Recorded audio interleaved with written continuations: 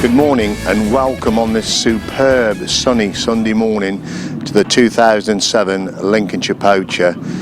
As you look at the track, as you drive into the field, it looks absolutely awesome. The amount of work that Reg and his crew have put in is absolutely incredible.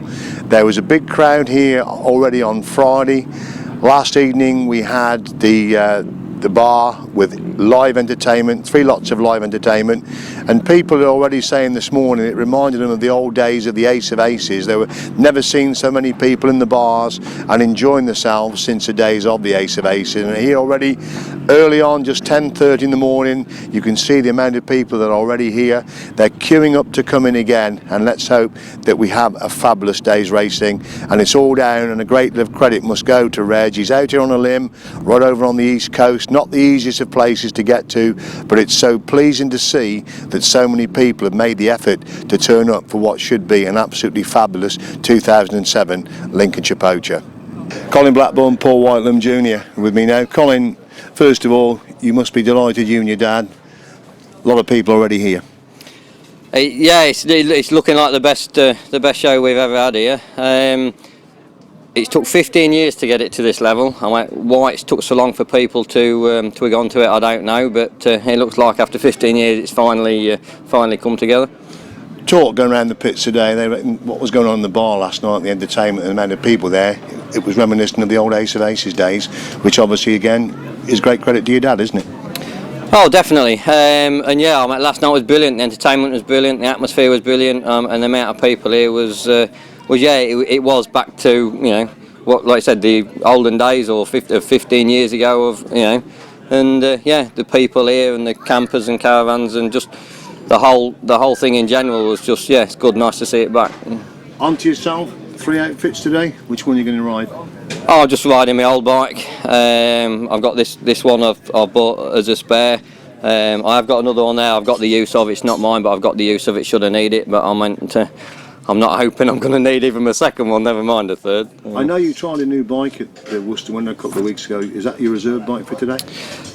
Yeah, it's not mine. I've just got the use of it. It's a bike built by Ivan Ducker. He used to build frames sort of years ago, and he approached me about building one for me to ride, and I said I would. So, Paul, 1 and 2 Harry moments this season already. Looking for a safe passage today. Yeah, well, yeah. He's tongue-tied. He's tongue-tied. Yeah. No, Carl, obviously the pressure's on at your dad's track. Do you find that the pressure's really on you to win today, or do you just ride as another meeting?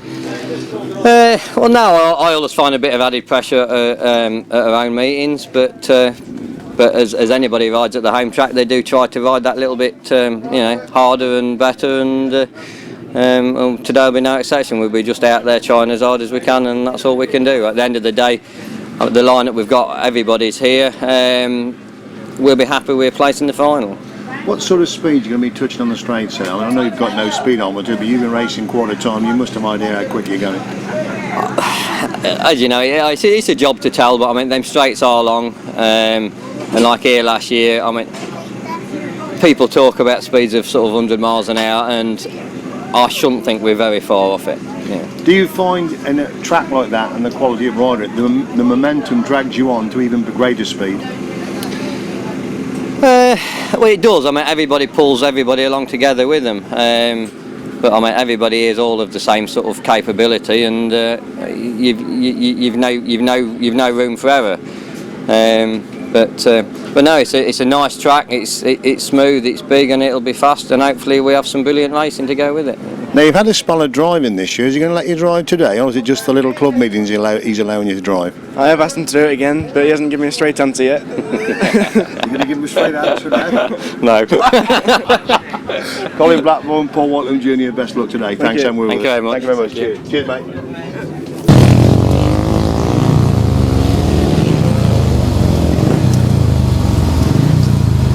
Triple British under-21 champion Lewis Denham with me now. Lewis, it looks rather awesome when you're here looking over the track. It looks absolutely superb out there, doesn't it? Yeah, it's one of the tracks of the year, isn't it? Everyone looks forward to coming here. It's nice, they always put on a good show. And the track ride's as good as it looks. Unfortunately, you missed last year's meeting through injury. You've ridden yourself back virtually to full fitness this year now, and you must be delighted with the results you've picked up. Well, most definitely. I mean, it's been unreal, some meetings, coming and winning some, especially under 21s. But yeah, it seems to be going really well at the moment. The continental meetings are going okay. Nothing booked up at the moment, you know, for the rest of the year, but just play it by ear and hope for next year that we'll be doing it full time, hopefully next year. And obviously, riding in a meeting like this with a calibre rider here can only be good for you, not only today, but in future years as well, can't it? Yeah, it's one of the most. I look forward to riding against the continental guys. I mean, you learn most from them. You know, they're more experienced, and you know, you want to ride against the best guys, don't you? So it's good. And obviously, riding them over here rather than their own country does give you the English lads a little bit more of a chance, doesn't it? Yeah, definitely. Same with the European in 2 weeks' time or 3 weeks' time. You know, should be a good meeting there as well. Any special preparation for the bike, bearing in mind the size of today's track? Just probably gear it a bit different than smaller tracks, but anything else really. I mean, it's tight, you know, normal tight bends for an English track, and then just long straights, so it should be fine. Reggie's put a lot of work in, and it should ride absolutely brilliantly today, shouldn't it? Oh, it's fantastic. He always puts on a good show, doesn't he? And you know, he does his hardest work, and everyone's got to thank him for that. I mean, he does try quite hard, so it's good. Thanks, Edward. Best luck today. Thank you very much.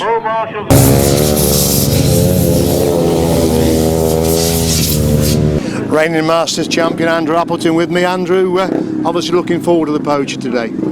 Yeah, it looks like a really nice track, and everything's all prepared well. They got a very good entry here, so should be good for a good meeting, really. Third place last year, looking to go two better this year? Yeah, I've always had really good results here, and yeah, I'd love to win it here, so that's the plan, really. So we'll see what happens through the day. Practice starting now. Get yourself up there for practice with 1 hour, and then it's it. Masters coming up in a couple of weeks' time, obviously very high on your agenda again. Yeah, I'd love to retain the title again, obviously, but you know, just wait and see what sort of a track that Colin Sweeby puts up, and yeah, just go there and the same attitude I had last year and see what we can do. But yeah, I'm well up for it. I've had some good recent form just lately, and things are going very well, so I'm sort of rolling on a high at the moment. Obviously, this is the biggest track in this country. How would this compare to the continental tracks in size? Yes, it's more or less the same as continental tracks. Obviously, they're boarded circuits, so it will ride a little bit different.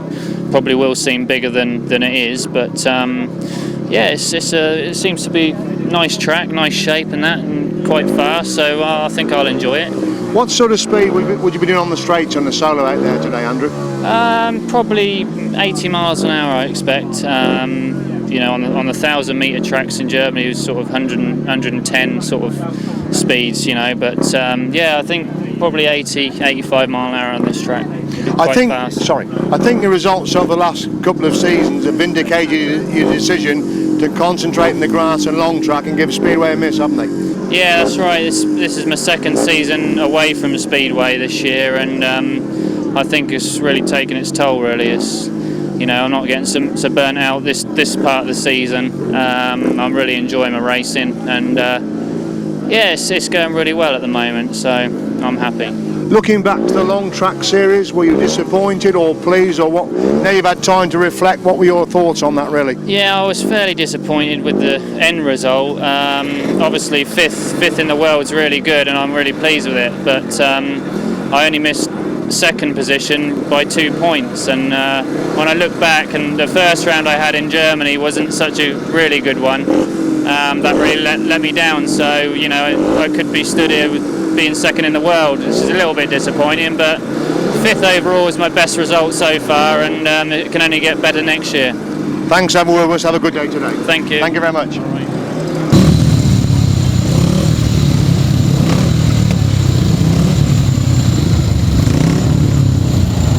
Paul Hurry with now. Paul, you must be, after missing the last year's Poacher with injury, you must be delighted to be here today. Yeah, obviously I've missed quite a few grass tracks last year. And yeah, like I said before in sort of interviews that I've done, I always enjoy riding English grass tracks, and yeah, it's just a nice day out. I mean, obviously, you know, with the effort your dad puts in for your meetings, the effort Reg does put in. He's out here on a limb over here, and he does put on a fabulous track and a fabulous day's racing, doesn't he? Yeah, that's it. Reg is he's one of the more experienced promoters, and yeah, also along with Daddy's Road, and he knows what it takes to put on a good meeting. So yeah, full credit to him. They put on a hell of a lot of effort and everything they can into it, and finances as well. On your own thing, is this the end of the road on the speedway scene for you now? You're just going to concentrate on the long track and grass track, or what does the future hold for Paul Hurry? No, if anything, it might be the opposite way round. I think I'm back on the speedway at the end of the week. I'm not too sure yet. I'm just playing it by ear. Obviously, my arms come into the equation quite a bit on the speedway. But yeah, I do intend doing a lot more speedway next year. Whether or not the grass track falls victim to that, I don't know. I just got to see how I go through the winter, if I'm fully fit and if I'm still enjoying it, then yeah, I'll carry on. But if not, then I'm going to have to sort of buckle down and then earn the money somehow. Obviously, the injury will be the deciding factor whether you continue on the grass or long track then. Yeah, obviously I rode quite a bit at the start of the season, every week near on abroad, and it did have a bit of an effect on the arm. And so yeah, I will have another operation at the end of the year, and that'll be the telltale sign. Obviously the surgeon knows me sport and he's watched it, and obviously speedway's a little bit smoother. It's a little bit more demanding sort of in the physical side of it, pushing and shoving, but obviously you don't get the conditions that you do on grass track, so it might be a telltale sign, but I'm hoping it's not going to be, and if I can stay as fit as I can and as positive and enjoy it, then I'm hoping that's going to sort of get me by. Disappointment must be not riding in the European on your dad's track. Yeah, again, that was when the sort of injury come to tail then. I got to the track in Holland and it had been raining for like a whole week, and normally them sort of conditions I used to love. But yeah, I just struggled in my first two rides, and then when it dried out a little bit, there was about 2 foot that I could ride on, and once I could ride into the corners, I was away and gone. But yeah, that's the way it is, and I'm not in it, and I've just got to look to the future now and do the best I can. Is there no way they'll give you a wild card or anything to get you in at the last minute for that meeting? No, I don't really want one. I've had my chance and I didn't take it, so as far as I'm concerned I wasn't good enough on the day, and that's it. Although I do feel that on the day I probably could beat most people there, but yeah, that's it. I didn't qualify and game's over. Well, it's a very honest assessment, and have a good day today. Cheers. Thank you very much. Thank you.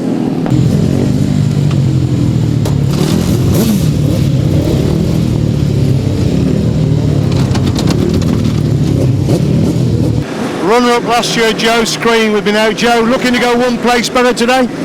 Yeah, I've only done 3 grass track rides as well for 12 months, so it's all new again to me. You know, with speedway commitments, it's hard to ride grass track every week. So you know, I'm just looking forward to practice and then race me race. I don't know how much you can hear when you're racing out there, but the encouragement from the crowd was absolutely fabulous for you last year, wasn't it? Yeah, it was very good. You know, I've always enjoyed coming here. I could have been in Poland today, and Reg asked me to start the season if I'd do it, and I said yes. You know, so I'm out of pocket already. No, you know what I mean? I committed myself, and I say that's. Oh, I wouldn't have. If I don't like coming here, I wouldn't have said that. Reg is a good guy. You know, I just hope he's got the weather, so I just hope the people turn out. I know I said to you last year on the rostrum, you turned the clock back 10 years last year at the Poacher. Can you do it again today?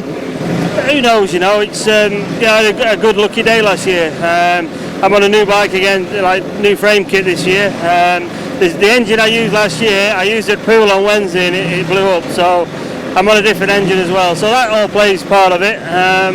There's no excuses, you know, I'm out here, you know, to win. You know, there's some very good guys in the field today, and guys what are doing grass track week in, week out, so it's quite hard now, being a speedway riding speedway all the time. It's very hard because the guys are so good now who are riding week in, week out on the grass track. To come and just turn up and ride, you know, you've got to be balls out, I should say, and you know, I'm getting older every year as well, so it gets harder every year. I think with Robert not being here, it leaves it absolutely wide open, doesn't it? Yeah, but you know, Robert was beatable. You know, I beat him in one of my races last year, so it's the lads what here. You know, your Appletons, your Hurries, your Phillips. You know, even the younger kids. What we've been out the scene, I don't really only see what I read in the Speedway Star. So there's a lot of young, good kids here. Jamie Rogers. You know, you can name quite a few kids what are capable of winning today. You know, you pop off that start and they're quite fast. It's going to be difficult. Putting your Speedway head on, it must be sad to see what's happening at Bellevue at the moment. The result, where you are in the league, the crowds are a little bit down. It must be very sad for you, Joe, as a man who's been involved with Bellevue for so long. Yeah, it's been a difficult season for him. You know, I've had a good year really. I've had a few dodgy meetings, but this year's been good for me. It is, you know, I'm trying to work hard, trying to get young kids as well at Bellevue, and we've signed that Billy Forsberg.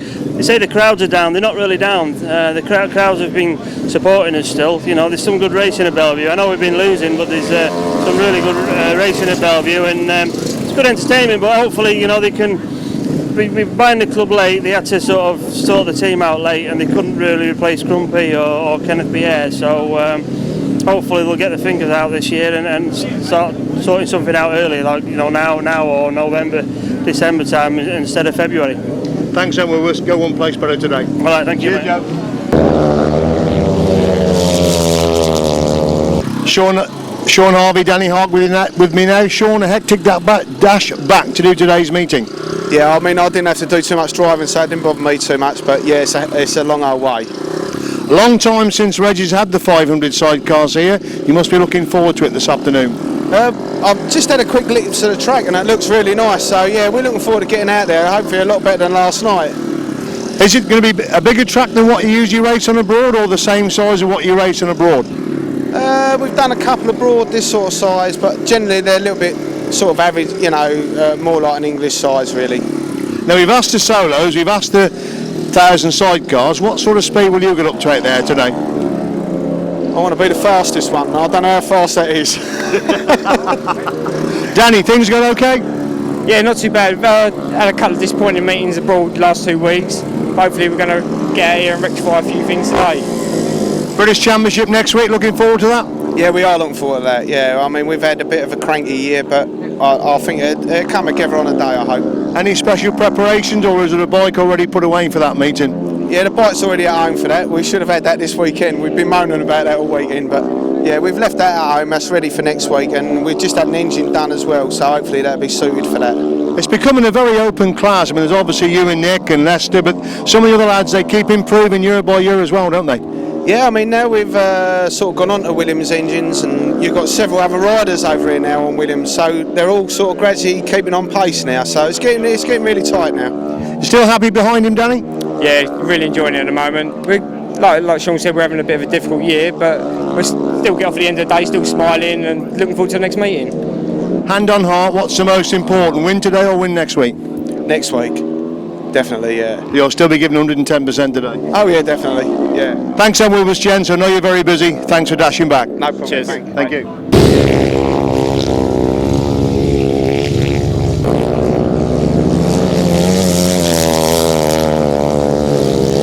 One of the informed crews of the 2007 season, Rod and Gareth Winterbourne with me now. Rod, looking forward to it today? Yeah, very much so. We'll give it its best shot. I think it's fair to say, probably a best season so far ever. Some really good results you've picked up this year. Yeah, it's gone well so far this year. Made a few alterations, but it's hard work getting up there, and you can easily go back down to where we were. Bit of disappointment at Worcester. You've got that final virtually wrapped up, and the tyre just completely shredded, didn't it? Yeah. Well, it's just how it goes. Really should have been another couple of teeth geared up and gone a bit easier on the motor. Maybe not as much wheel spin. Maybe last another lap, and it would have been all right. Gareth enjoying behind him? Yeah, very much so. I'll enjoy it today as well with length at track that it is. So we're hoping for a good result. Should be something pretty spectacular there today, shouldn't it? Should be very good, yeah. Should be very fast. And I know you always support Reg in all his meetings, but he really does work overtime for this one, doesn't he? Does, yeah. Puts a real good show on, yeah. It's a credit to him, yeah. Masters in a couple of weeks. Anything special planned for that, or? No comment. Oh, right. No comment? No comment. No comment. Have a good day today. Thanks very much. Cheers, mate.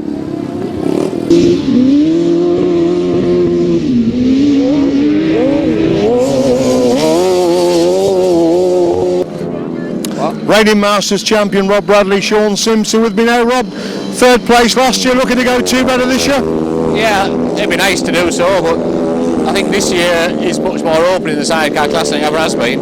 There's a lot of lads going quick, so if we get a set up today and we have a good day, maybe, you never know. You're busy here watching practice. What were you picking up from watching the other sidecars practice? Well, I tend to have a bit of a habit in practice of usually spinning around at least once, so I just find out how slick it is by seeing what the lads are doing, and then hopefully it won't happen. Bit of an up and down season so far, Sean, but when you are a good combination, you do take a lot of beating, don't you? Yeah, like I say, it's been a funny season really, a lot of meetings cancelled and that, so you get a bit out of fitness really. We normally go well here, we like the big track, so fingers crossed today we should be able to pull a few strings and upset a few people. Masters in a couple of weeks' time, Rob, bike put away, or is it the machine you're going to be using today? No, it's exactly the same. Done a bit of work on the engine, I've had a bit of gearbox trouble, we sorted that, a bit of clutch trouble, hopefully sorted that, so today really is a test. I mean, yeah, we want to do well, but today really is the test. Find out if you're on the pace and if the bike's alright. I got the trophy out and I got it clean, but I'm not bringing it back because I was planning on keeping it. I know in the final last year, you're a very honest man, you completely missed the start and you said that was down to you having the wrong gear. Yeah, absolutely right. I mean, there was a false start called and we just cruised back to the start and I just purely and simply didn't change it down again. My mistake, and well, that's how it goes, isn't it? That's racing, as they say. It did make for a terrific race because on that last lap you were 3 abreast for third place, and then Rod Winterburn's passenger fell off, didn't he? Yeah. But it was a fabulous. You fought your way through well. Well, I was probably a little bit angry with myself, but it doesn't matter. That's just how it is. You just try hardest and enjoy it. Thanks so much, gents. Have a good day. Cheers. Thanks a lot, Thank you. Cheers.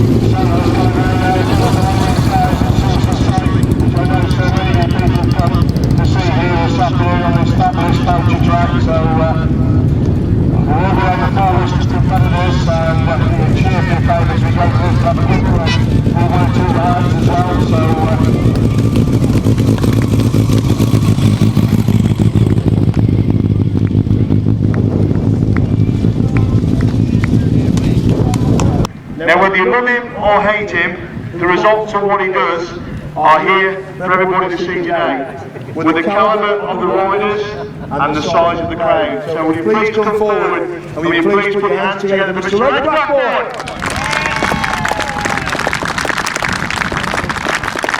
Okay, Red. Thank you very much indeed, ladies and gentlemen. It does take an awful lot of work and an awful lot of effort to put this together. Now, I think they've stepped it up in some sort of order for me, so we'll go through some sort of order. So, let's have a look then. Riding at number 25 in the internationals, it's Michael Faulkner. Number 24, Scott Campus.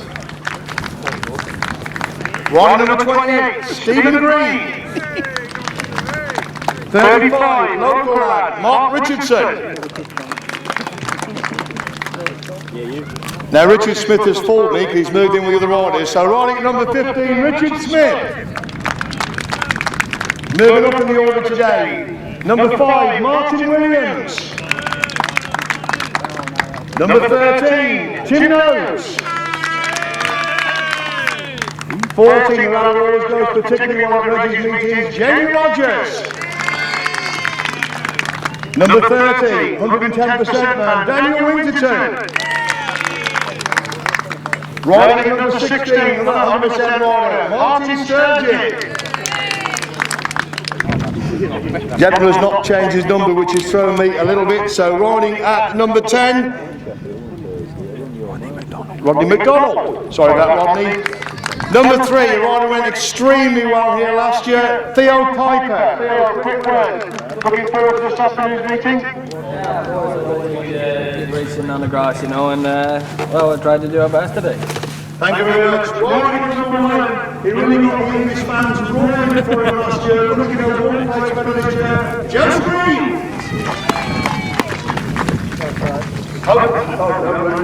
Okay. Great to see this young man back on the grass and back to full fitness. Paul Henry.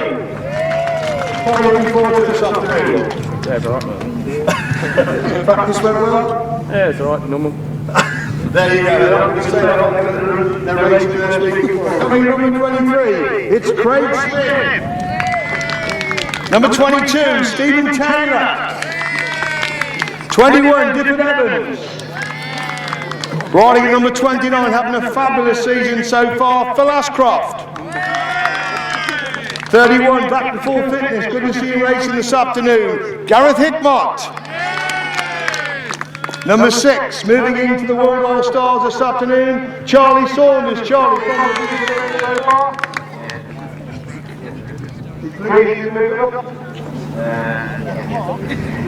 They're very much action. On the Liberty Boy, riding number 1, 3 times under 21 champion, Lewis Denham. Lewis, practice went well?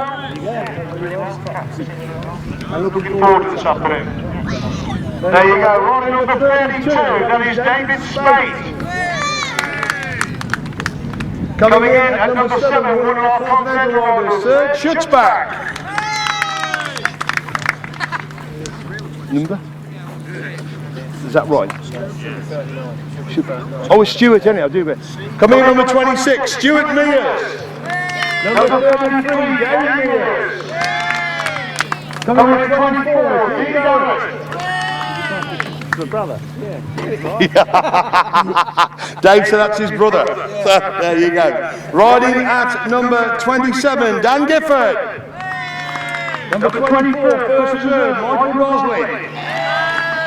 Coming in at 36, it is Mike Skelding.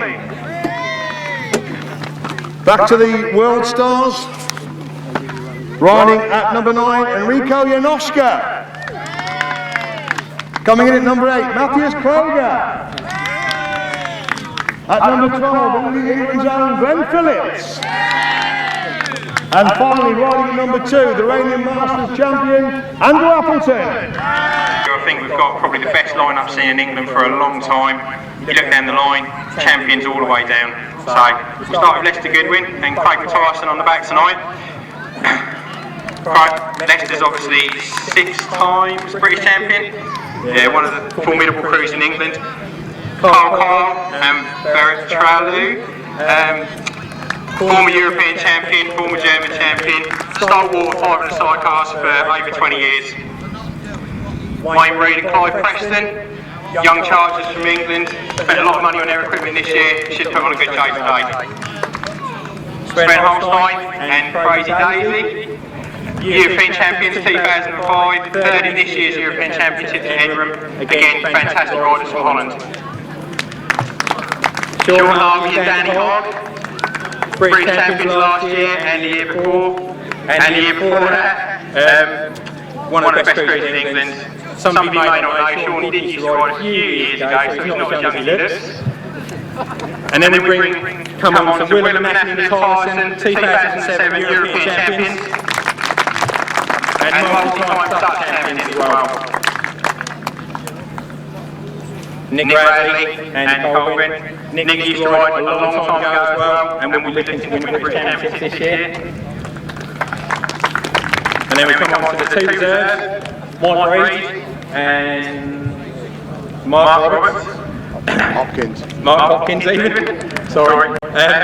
Mike's been around for a long time, fantastic rider. Had podiums on British Championships on 3 occasions, I think, 2 occasions. I can't remember if you don't care anyway, do you? And finally, we come on Scott Ladd and Young. Both these guys have agreed to ride reserves today. They may not get a ride, but we may see a match race at the end of the day for £100, going head to head, 4 laps. Thank you very much, have a good day. Hopefully the Sidecars put on a good crowd for you. Thank you. We have one rider missing from the presentation today, which is Thomas Kunert. He had a small problem with his dog today, believe it or not. He is here, his band's over there, he will be on track today, putting on a fantastic show for you. Thank you very much. Thank you very much indeed. So that's the fabulous entry of 500 sidecars we've got in for the day. Now I'm sure the 1,000 lads have not lined up in order. I thought they hadn't, so we'll go through as we come to number 46, Chris Winterburn and Liam Brown. Number 48, the really formed crew of the 2007 season, picking up results all over the country. 48, Rod and Gareth Winterburn. 92, former Masters champion, Paul Whitelam and Alan Elliott. Number 80, one of our reserves this afternoon, Will Offord and Andy Wood. Outfit number 51, Rick McCauley and Terry Madley. The next outfit on show, a young man who's very proud. He's worked his way through the ranks. This is the biggest meeting he has ever done in his career so far. This is his world final, that's what he's told me. Local crew, number 16, Colin Pardo and Daniel Seville. 184, John Hiscock and Gareth Bemister. 81, John Stafford and Fraser Sutherland. Number 52, Lester Page and Paddy Monk. Terry Williams, change of passenger. Terry Williams, the programme is wrong. It's Terry Williams on the back there. Dave Williams. Number 4, Peter Lloyd and Nick Wilson. 306, Mark Warren and Steve Henderson. Number 7, Ray and Kirk Pickard, another of our reserves. Number 60, come a tremendous long way to race today, Richard Thomas and Phil Stoneman. Number 25, Colin Blackburn and Paul Whitelam Jr.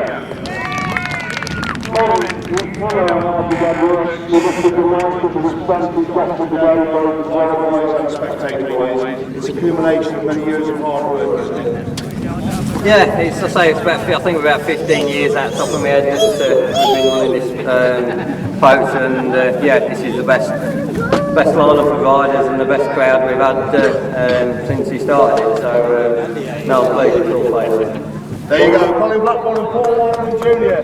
Next crew we pick up is crew number 30, Steph Bly and Jason Gill.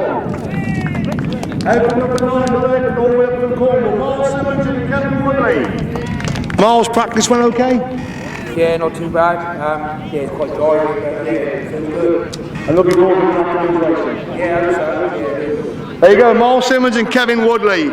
Outfit number 4, 21 years, track action. Rob Wilson with Terry Saunders in the chair this afternoon. Rob, the Poacher? Practice go okay?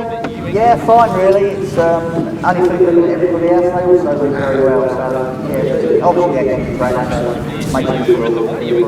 And you know Red a long time. It's a real credit to you this afternoon. Get in there, Terry. Yeah, you've got to take it out. Great presentation. Pretty great. Don't be shy. There you go, Rob Wilson. Number 2, absolutely flying in practice. Many times Masters champion Steve Smith and Cole Pugh. Yeah, I thought we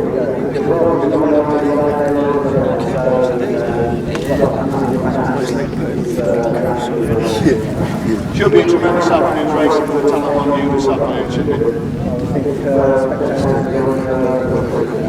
There you go, many times Masters champion Steve Smith. The reigning Masters champion, third last year of this event, Rob Bradley and Sean Simpson. Rob, how did practice go for this? As Steve said, it's a fantastic look. Everybody's on the pace and so the racing starts to build on. Thanks, Rob. And finally, another former Masters champion. We don't see him too much on the grass these days. That's outfit number 23, Gary Jackson and Carl Bly.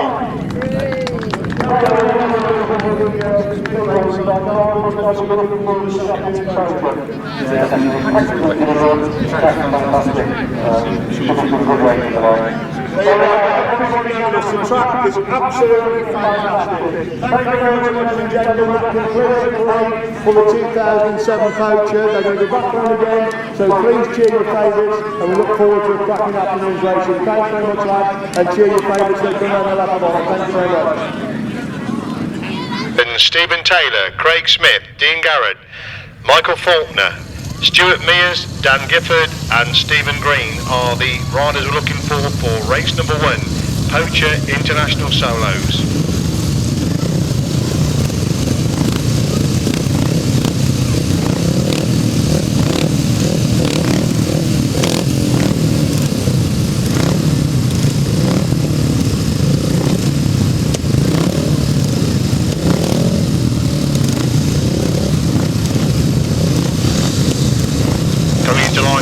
Race number 1 of the 2007 International Poacher, 8 riders across the line.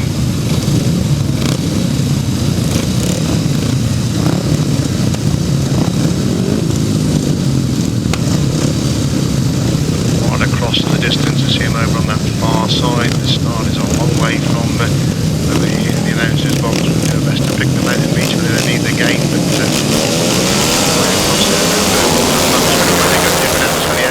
looks like he's made a very promising start. Michael Faulkner also looks like he's made a good start, but he's in second place. They've got the back straight. The field, he's in third. Gifford Evans on 4. Stephen Taylor holds the 5th place position. We'll pick the leader as they come into view for the first time, and it is rider number 27, Dan Gifford, who is a race leader. From 28, Stephen Green in second place. Michael Faulkner in third. Stephen Taylor's in 4th. Gifford Evans in 5. Dean Garrett in 6. That's the top 6 as they stream up that back straight on lap number 2. It's Dan Gifford with a tremendous lead going into that top corner once again. Still Stephen Green holds the second place. Steve Taylor's gone to the third. Gifford Evans in 4. Michael Faulkner's in 5. Craig Smith's up to 6. Dean Garrett is in 7th place. That's a 7 then.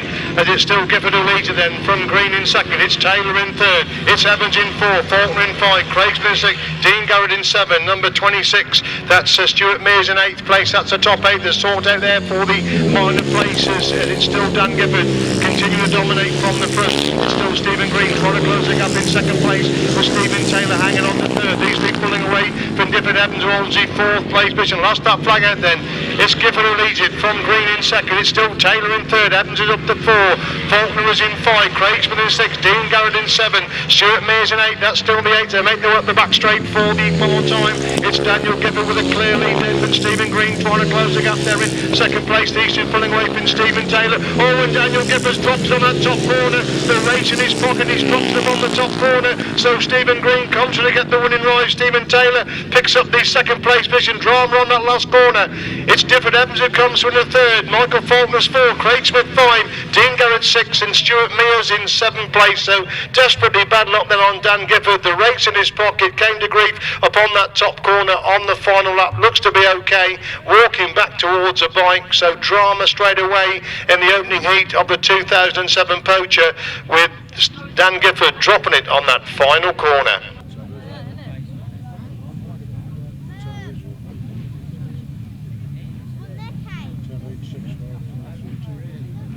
You can see that Dan Gifford, I think he's probably going to push home to try and get some points to the last place. We'll give you the result of race number 1 of the International Poacher. We'll try and give the finish position and the points, because some people like it one way, some like it the other. Race is a win for number 28. He gets 10 points, Stephen Green. Second, rider number 22, Stephen Taylor, he picks up 8 points. And third, number 21, Difford Evans, he gets 6 points. Then we got 25, he gets 5 points.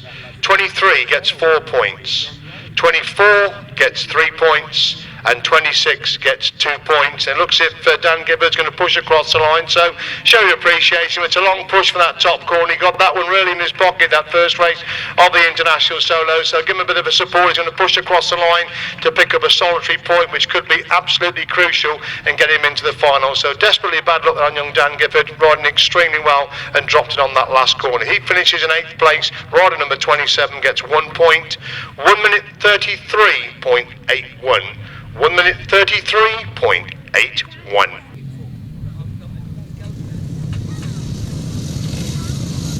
Race 2 should be a cracker. Phil Ashcroft, Daniel Winterton, Gareth Hickmott, David Spade, Dave Mears, Scott Campus, Mark Richardson and Mike Scalding.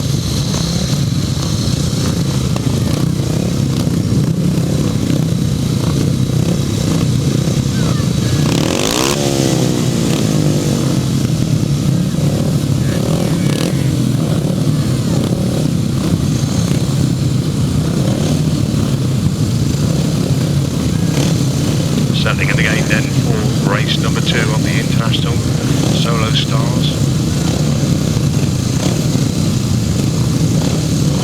Nick Marlis across the line, interviewing some of the solo riders in the pits there, and they'll be probably touching about 90 mile an hour on the straights. So you can see they really are not hanging about here this afternoon.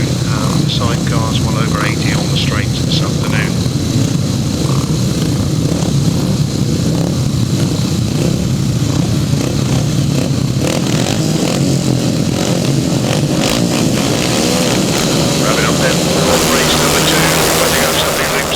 Looks like Mark Richardson made a good start easily. I think leader, got up the back straight for the first time. Phil Ashcroft has gone through in the second place. Well, Ashcroft is back in front of Daniel Winterton, starting to work his way through. He's gone through into that third place position of wide riding. Phil Ashcroft is a race leader. They come into view for the first time. It's rider number 35. That's Mark Richardson on his tail as they go in that pit. Daniel Winterton's gone through in the third. Dave Mears in 4. Gareth Hickmott in 5. That's the top 5 of this street. Up the back straight for the second time. It's Phil Ashcroft who leads with Mark Richardson trying to close the gap there in second place. Daniel Winterton in third. Stuart Mears has gone through to that first spot. They're getting Gareth Hickmott to 5. That's the top 5. Hickmott then gets back through on the inside to retake that 4th place position as Ashcroft leads it, but Richardson in second. It's Winterton in third. It's Hickmott in 4. Mears in 5. Number 32 David Spade holds the 6th place position. Scott Campus in 7th place. That's the top 7. Mike Scalding holding the 8th place position. Up the back straight they go once again, and Dave Mears goes through on the inside. Daniel Winterton seems to be dropping back to the third at the moment, and Mears is picking them up one by one as he goes into that top corner once again. It's still Phil Ashcroft who is the race leader, but Mark Richardson trying to close the gap there in second place. Gareth Hickmott moves up the third. Dave Mears has gone through into 4. Daniel Winterton in 5. David Spade in 6. That's the top 6. Change of position again for that second and third,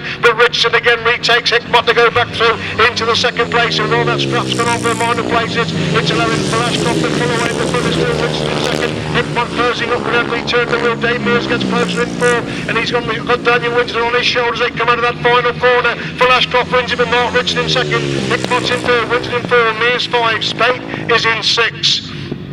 They're followed by Scott Campus. Final rider across the line is Mike Scalding. Result of race number 2 then. A win for number 29, Phil Ashcroft, picks up 10 points. Second, number 35, Mark Richardson, gets 8 points. And third, number 31, Gareth Hickmott, gets 6 points. Rider number 30 gets 5 points. 33 gets 4 points. 32 gets 3 points. 34 gets 2 points, and 36 gets 1 point. Winning time slightly quicker, 1 minute 33.28. 1 minute 33.28. Race 3, World All-Stars. Number 10 is now Rodney McDonald. Number 5 is Martin Williams.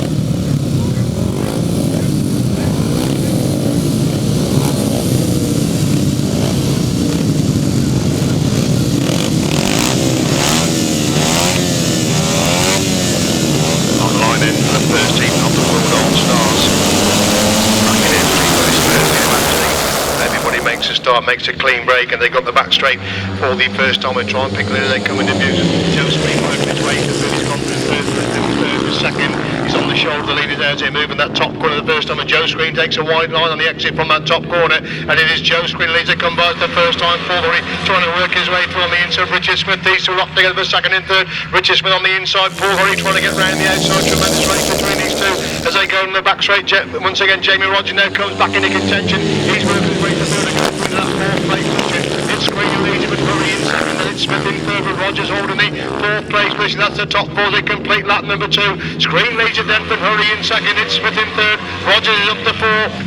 Rider number 8, that's Matthijssen Kreuzer, is in 5th place. That's the top 5. Lewis Denham surprising back in 6th place. They go up the back straight once again. Screens pulling away.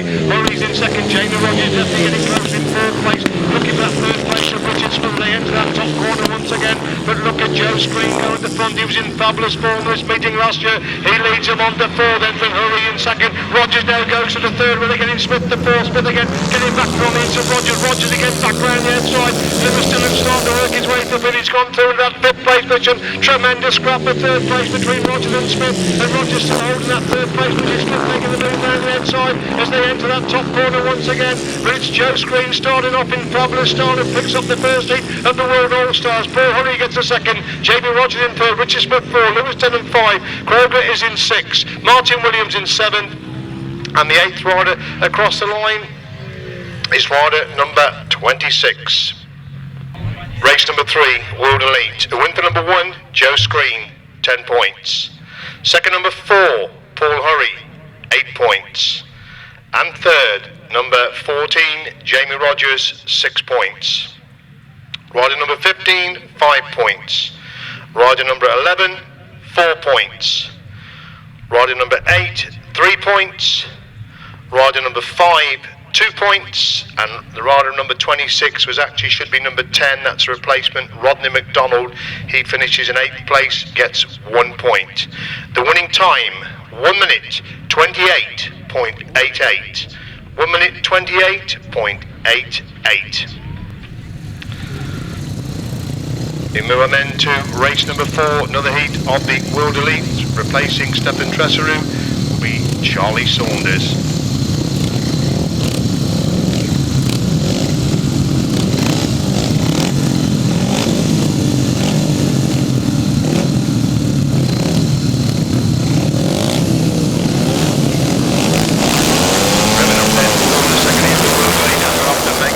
He holds the second place. They got the back straight for the first time. Is that Theo Piper working his way to the field? Tilly going into that top one. Andrew Appleton comes again, dies between 2 riders.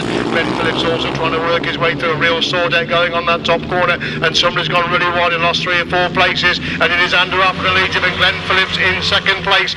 It's Enrico Ionosco holds the 3rd place now. They go on that top corner once again. Theo Piper trying to work his way back to the finish off the shoulder of Ionosco, scrapping it out for 3rd and 4th places as Appleton leads him and Phillips in second. Piper's gone through the 3rd, relegating Ionosco in 4th place. That's the top 4. Sturgeon is in 5th place. That's the top 5 as they come to complete this one. Then it's Andrew Appleton with time to look over his shoulder. He's pulling away from Phillips in second place. Piper's closing Phillips down in that race for second place. Ionosco hangs on the 4th. Piper making a move around the edge. So Phillips is on the shoulder of Ben Phillips. But Phillips comes again back up the inside. Piper goes about back straight. On run really dies back in through inside Phillips to go back through into the second place position. That's an own Andrew Appleton the front. Well clear the front. Piper's extremely wide again that top corner. And he's lost 3 or 4 places. Phillips goes through in the second. Ionosco follows him for the 3rd. And Piper's back to 4th place. Tim Nobes is in 5th place with Martin Sturgeon on his shoulder now as they go down the back straight once again. It's Andrew Appleton, the proverbial mile the front. Look at that tremendous drop again for 2nd and 3rd. Is Ionosco making the go on Phillips? They go into that top corner. 30 follows on. Impressive one coming up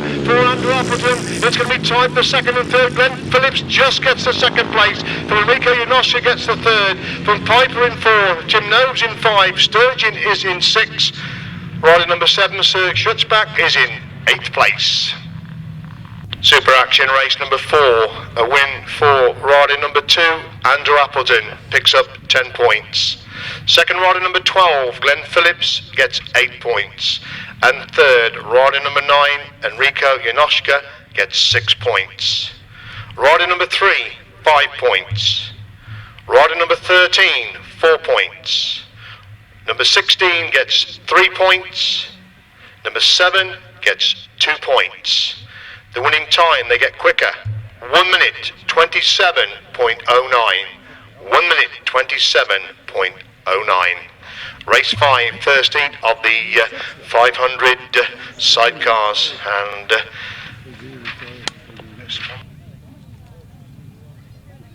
Supercars UK, we thank them very much for their sponsorship of the International 500 sidecars. They were introduced to you, showing the quality we've got here, reigning champions, former champions, all the way down the line in what is a fabulous entry for these 500 sidecars.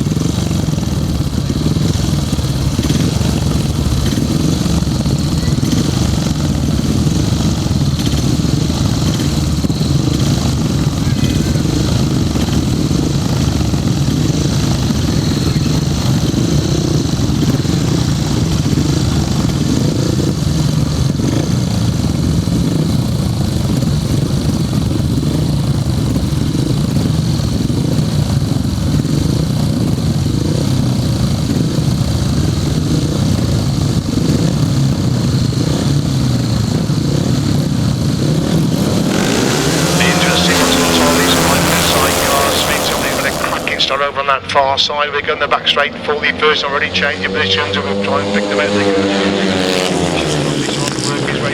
Making the best of starts, a bunch up going into that top corner for the first time. Somebody's gone wide, somebody trying to come back through on the inside line, and it is number 5, that's Sven Holstein, and Thomas Kunert trying to get through on the inside. Kunert gets on the inside of Holstein again back round the outside, these two locked together, the first and second. Kunert comes again back up the inside line, Holstein trying to recover to get back round the outside, but Kunert leads him, and Holstein in that top corner on lap number 2, the top 4 running away for the other 2 outfits as Kunert's gone wide. Holstein trying to find a way through on the inside, but still Kunert's a race to different. Holstein in second place, as Goodwin gone for the third. Sean Harvey is in 4th place, as Carl is in 5, that's the top 5 as they go up the back straight once again. Kunert slowly but surely is starting to pull away at the front then, but Holstein holding that second place.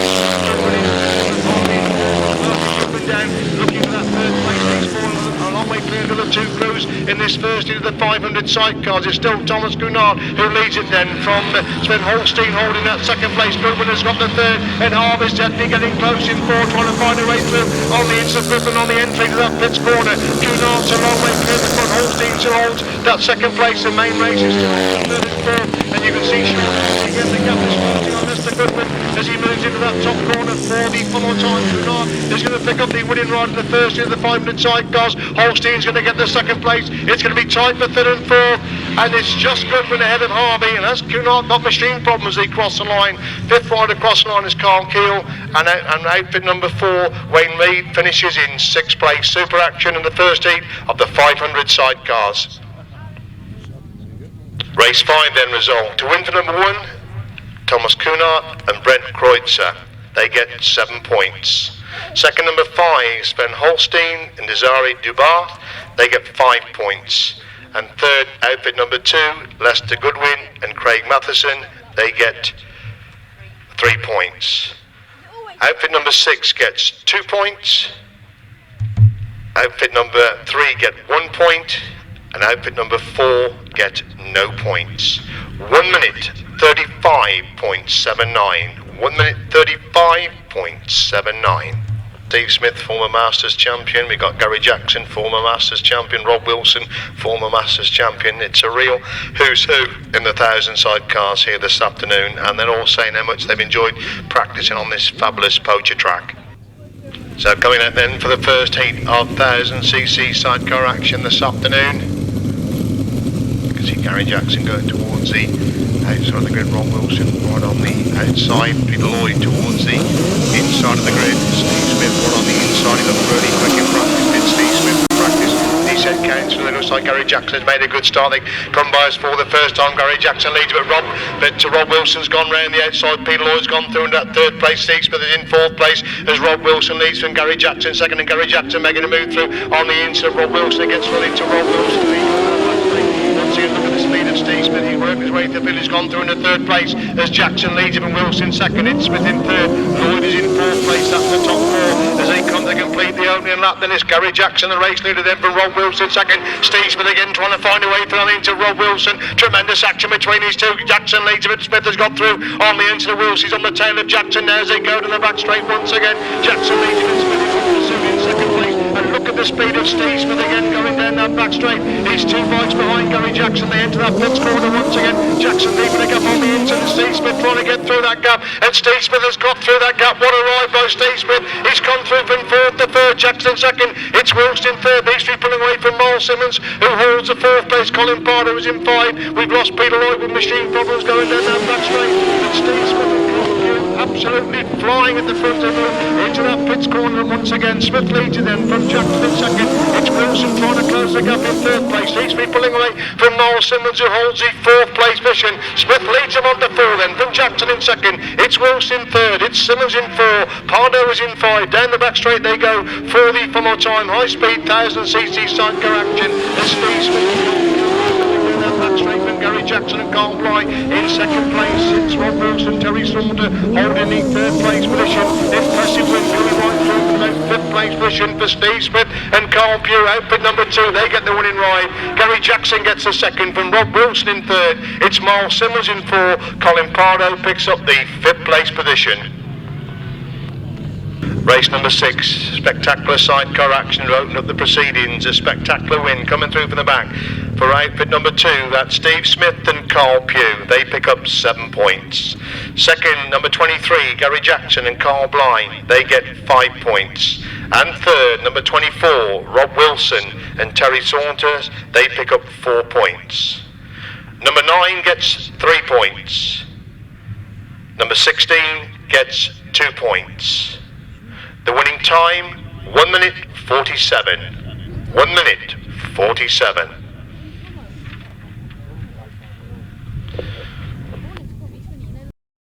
Race 7 then, Colin Blackburn, Steph Bly, Chris Winterburn, Rod and Gareth Winterburn, Rick McCauley and Lester Page. Change of passenger for Lester Page, it's David Williams.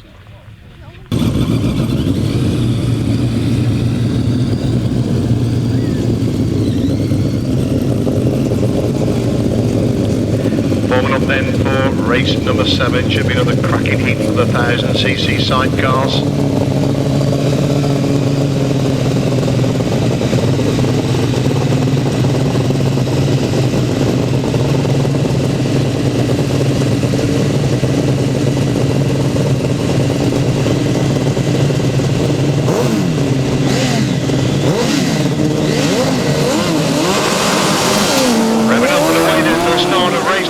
Second heat of the 1000cc sidecars. Colin Blackburn making a good start from the inside. Rick McCall is the outfit that goes with it. Looks like Lester Page gone through third. Rob Winterburn has made the best of starts. He's back in 4th place. Can he work his way through the field? Steph Bly's in 5th place. Chris Winterburn in 6th. After 6th they go to the back straight. And it's Colin Blackburn already from Rick McCauley. Outfit number 51, Terry Madley in the chair. Rob Winterburn starting to work his way through, looking for that 3rd place of Lester Page. They complete that lap number 2 then. Blackburn leads it then from Page has gone through into 2nd place.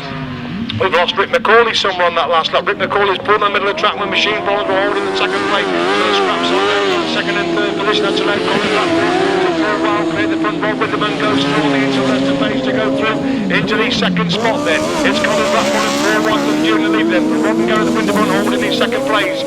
It's Lester Page and David Williams in 3rd. Chris Winterburn has got the 4th place position. They're followed by Steph Bly in 5, getting a little bit spread out now in the 2nd heat of the 1000 chairs, but it's impressive coming up from Colin Blackburn and Paul Whiteland Jr. in 2nd place. Lester Page firmly hanging on to that 3rd spot. Chris Winterburn in 4, Steph Bly is in 5 as the last up flag goes out then for outfit number 25. Colin Blackburn, Paul Whiteland Jr. from Rod and Gareth Winterburn. It's Lester Page and Dave Williams hold the 3rd. Chris Winterburn is in 4. Steph Bly, Jason Gill in 5. That's the 5 as the leader. Halfway down the back straight. on the second heat of the 1000cc Sidecars, the 2007 International Poacher. Colin Blackburn, Paul Whitelam Jr. clearly coming out of the final corner. They're going to win heat 2 of the 1000cc Sidecars. Colin Blackburn gets the winning ride. It's Rod Winterburn who gets the second place. Lester Page a good ride for third. Chris Winterburn is in fourth. Steph Bly in fifth place.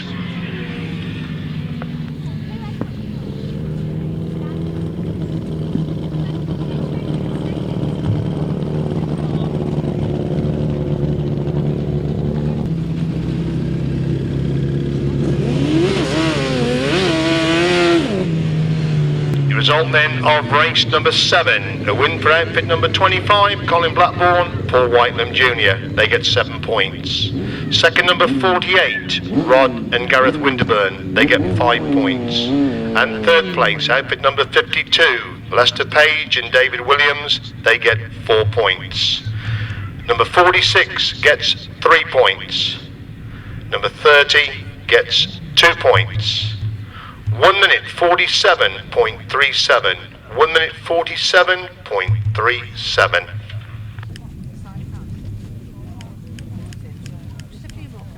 Going out then for race 8, Richard Thomas, John Stafford, Rob Bradley, Paul Whitelam, John Hiscock and Mark Warren, the 6 outfits then for race number 8.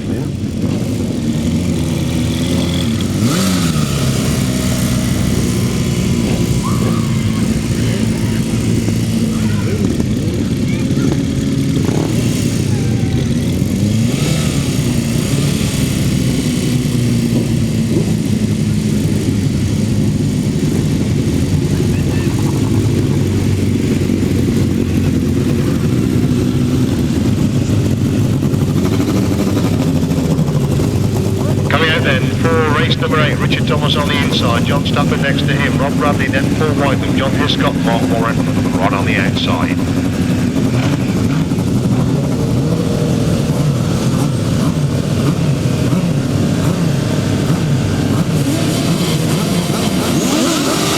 Moving up then for race number 8.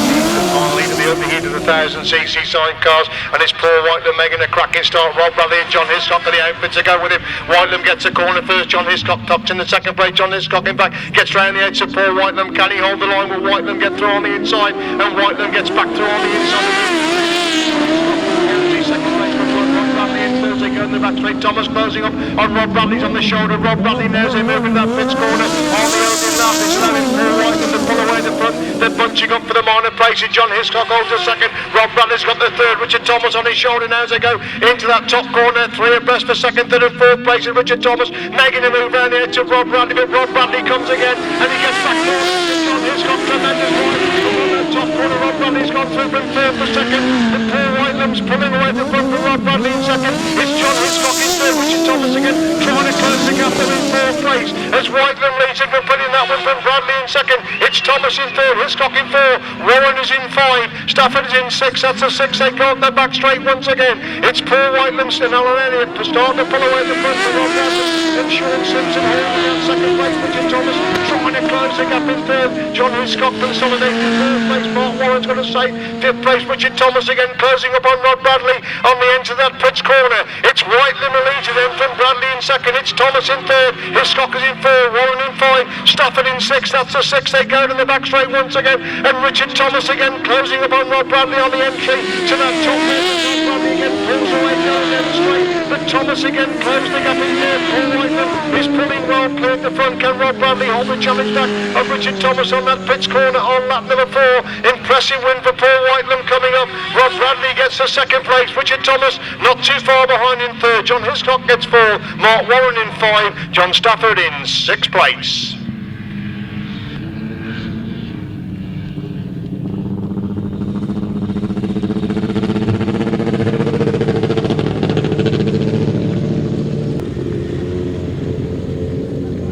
Race 8, super action again. A win for number 92, Paul Whitelam and Alan Elliott.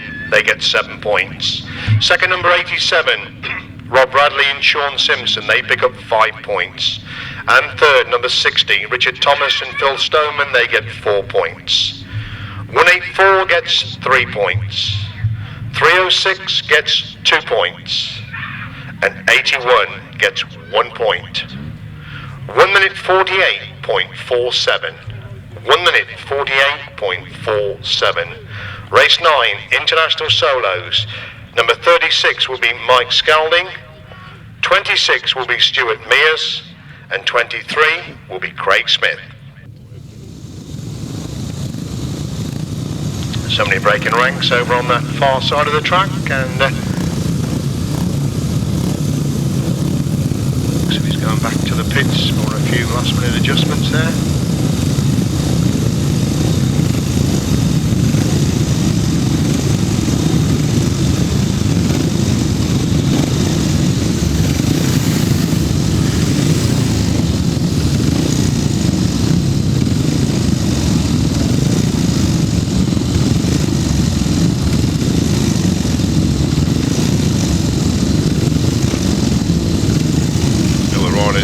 Throwing over on that far side of the track before they come into line 4, race number 9.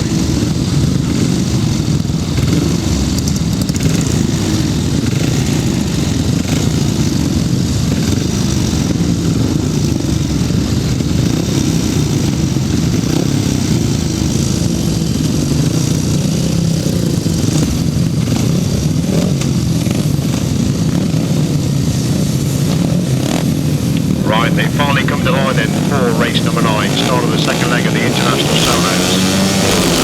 Going to a clean break. It's made a very good start, but is it Scott Campers has made a cracking start, leads them down in the back straight. Velasquez starting to work his way through. Velasquez working through, looks like everything coming through as they go into that top corner for the first time. Splendid line again by Velasquez, right round the outside, one in the corner for these come out in third place. It is Gareth Hickman that's followed in through, different Evans in 4, Stephen Green's in 5, Scott Campers in 6, Craig's within 7, that's the top 7 as they go off the back straight once again. Velasquez building a good lead, Gareth Hickman trying to close the gap there in second place. Stephen Green's gone through in the third with different Evans in 4th place, Scott Campers in 5, Craig's within 6, that's the top 6, they move in that top corner once again. It's still Velasquez looking for 2-2 in the heats of the International Solos. He's a race to the complete 2, but Hickman in 2nd, it's Green in 3rd, it's Evans in 4. Campus is in 5, Craig's within 6, rider number 26, that's Mike Scully is the next rider across the line. He's got machine problems, he crossed the line there, but Velasquez time to take a long look over his shoulder. Gareth Hickman now coming under pressure, and Stephen Green who dives underneath Gareth Hickman to go through into that second place. Spectacular action on that top corner. Green has gone wide, Hickman coming again back on the inside as Ashcroft leads him. Hickman holds the second place, it's still Green in third again. Green dives back through on the into Hickman, Hickman again back round the outside. Tremendous race for second and third. And Hickman's got back round the edge of Green. Can Green pick up the speed? Going down that back straight, it's allowing Velasquez to pull well clear the front. Hickman holds that second place. Green again making a move through on that final corner. Velasquez coming to make it 2-2 in the heats of the Internationals. A wide riding Gareth Hickman gets the second place, but Stephen Green in third. Good ride for Difford Evans in 4. Scott Campus gets fifth place. It's still Craig Smith just from 26. Stuart Mears, the next rider across the line. Result of race number 9, a win for number 29, Velasquez gets 10 points.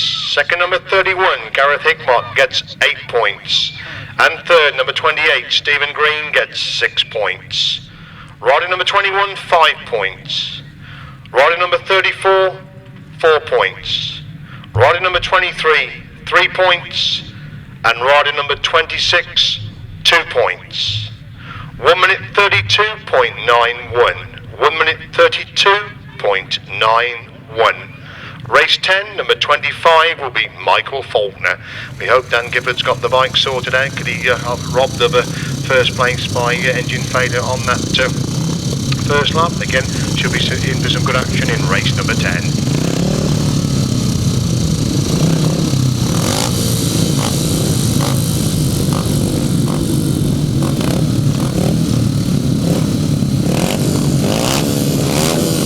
Straight away on that far side of the track then for race number 10 on the International Solos, just waiting for one rider to come into line. The sun continues to beat down on this glorious setting here at Wakefield this afternoon. Oh, and Mark Richardson really lunges at the tapes there. He may well pay the penalty for that one. We'll wait the decision from the middle of the track, but the riders were told anybody breaking the tapes would be excluded, so we await the decision from the middle of the track regarding race number 10.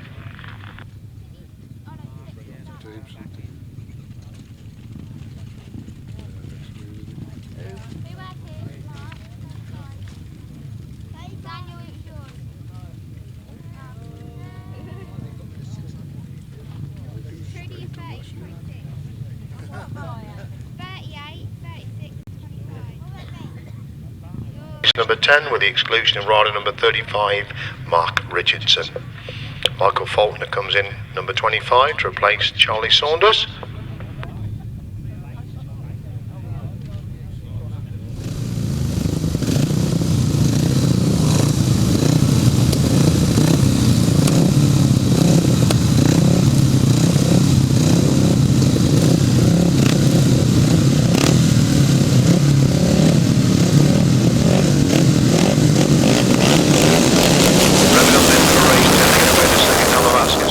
Making a good start from the outside of the grid.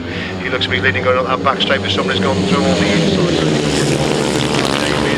As they go in that top corner for the first time, we'll pick the leader. They come into view. Is Dan Gifford back in the action? Had a tremendous opening ride, and his rider number 27. That's Dan Gifford, who had bike from the first time. He leads from Daniel Winton second. Dave Mears has got the third place. Winton gets run to Mears. Mears trying to come back round the outside to retake that second place position. Somebody in a bit of spot of bother in fourth place on the exit from that top corner. They go up the back straight once again. Dave Mears, Daniel Winton, Daniel Gifford is still the leader. Gifford leads it then from Winton in second. It's Mears in third. They complete lap number 2. Gifford leads it. Winton's got the second place. It's Mears in third place. David Spade holds a fourth place position. Michael Faulkner in 5. Dean Garrett in 6. Stephen Taylor in 7. That's a 7 as they stream up the back straight once again. Still Daniel Gifford is the clear leader. But Dave Mears trying to close the gap on Daniel Winton. He closed the gap on Winton on the end to that top corner. It's still Gifford who leads then from Winterton in second. It's Mears in third. These three pulling away from the fourth place rider, who is still David Spade. They're at the top corner once again. Then Gifford's clear then from Winton in second. It's Mears in third. Spade's in 4. Garrett is in 5. Taylor in 6. Left for 6 runners only now as they go up the back straight once again. Mears again has closed the gap on Daniel Winterton on the entry to that top corner on the final lap. Looks like Daniel Gifford's going to negotiate that final corner this time to pick up the winning ride. Dave Mears and Winterton locked together. It's just Daniel Winterton then from Dave Mears in third place. Michael Faulkner picks up the 4. Dean Garrett in 5. Stephen Taylor in 6th place. Race 10, a win for number 27, Dan Gifford. He gets 10 points. Second, number 30, Daniel Winterton gets 8 points. And third, number 33, Dave Mears picks up 6 points. Rider number 25, 5 points. Rider number 24, 4 points. And rider number 22, 3 points. 1 minute 32.60. 1 minute 32.60. In race 11, number 6 will be Charlie Saunders.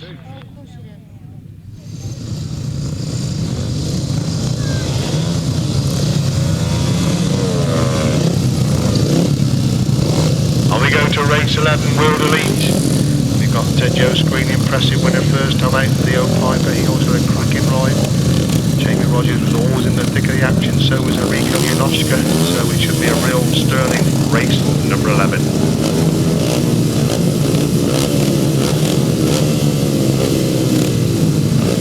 Straight away into line then for race number 11, the start of the second leg of the Elite Solos. Straight they go. Theo Piper's made a much better start this time. Looks like Theo Piper leading going to the back straight from the first time, where it's Joe Street. They go that top once again. Joe Street's gone through into that second place position. Piper again has gone wide on the exit from that top corner. Screens chased him down. Lewis Denham a much better start. He holds the third place. It's number 9 Enrico Janoschka has gone through into fourth place as Piper leads it. Then Screen in second is Denham in third. Janoschka is in 4, and these 4 pulling away for the remainder of the field. They go in the back straight once again, and Denham's on the shoulders. Joe Screen down. They go on that top corner once again. Piper leads it, and Screen in second. Denham in third. Janoschka is in fourth place. That's the top full of wide line by Piper, and Screen's gone wide as well. Denham gets through on the inside of Screen. Stream back round the outside. Janoschka onto the 2 English riders down there as they go in that pit corner once again. It's Piper leads it, but Denham's been Screen in second. It's Denham in third. Janoschka still holds that fourth place position, but he moves between second, third and fourth, and that's allowing Piper to pull away in the front. It's still Piper leads it, and Screen holding that second place. Janoschka getting closer with Denham in that scrap for third and fourth places. Piper leads him on the 4. Denham's on the shoulder of Screen again. Back round the outside. Yunoshka looking for the mistake for the 2 Englishmen to go through in the second place. They're not making mistakes at the moment. Yunoshka making the move round the edge of Denham. He's on the shoulder of Denham now as they go up the back straight once again. Yunoshka gets there. Denham is first in Screen down for the second place. 3 abreast to second, 3 and 4 places. It's Theo Piper's a race leader. The action second, Fastball second, 3rd and 4th place. Yunoshka gets round Screen to get the second. Screen gets 3rd. Denham is in 4. Rogers is in 5. Kreuzer is in 6, Charlie Saunders in 7th place, and Martin Sturgeon, the final rider across the line. Super action there for 2nd, 3rd and 4th places.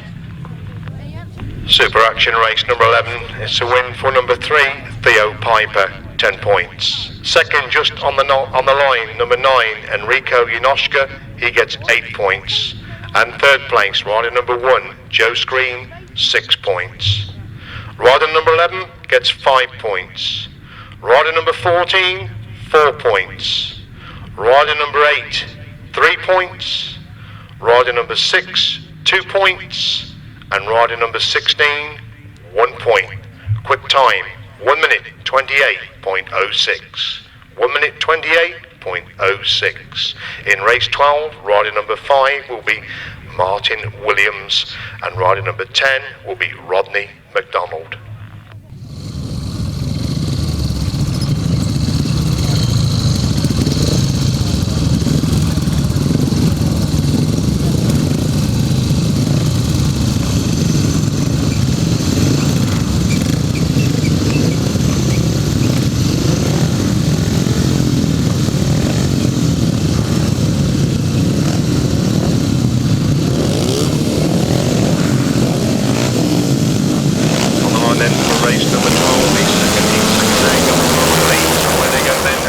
Appleton made a good start there from the middle of the track, easily going down the back straight for the first time.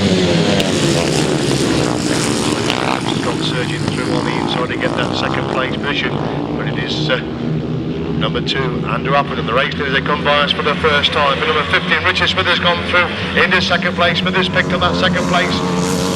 He's coming under pressure now as he goes that back straight once again. Andrew Appleton storming away the front, and still Richard Smith hanging on to that second place position. They go into that top corner once again. Andrew Appleton start the stretch away at the front, then looking for 2 and 2 in the heats of the world lead. It's still number 15, Richard Smith, holding that second place. It's Paul Hurry that's gone through into 3rd place, looking for that second place of Richard Smith. Good scrap going on for 2nd and 3rd. Andrew Appleton's pulling away at the front. It's still Smith in 2nd.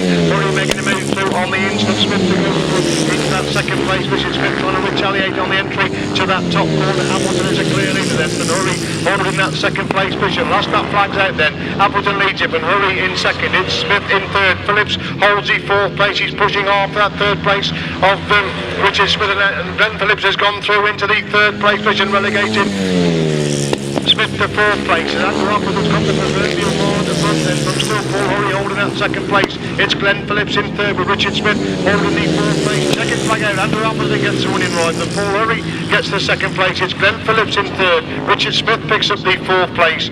Good ride for Martin Williams to come through to get the 5th spot position. It's followed by Rodney McDonald, and finally rider number 7.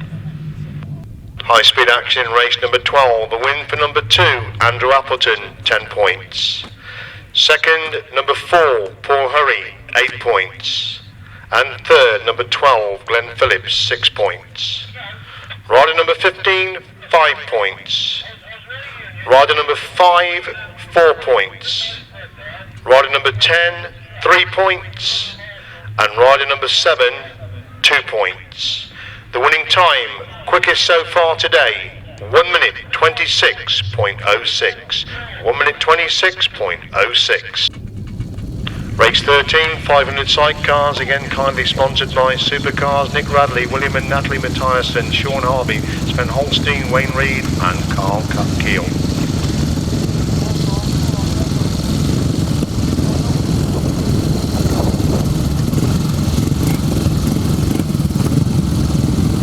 To see, because of course Sean Harvey's already been out for a ride. This is William and Nathalie Matthijssen's first outing of the day, so when that will come into play.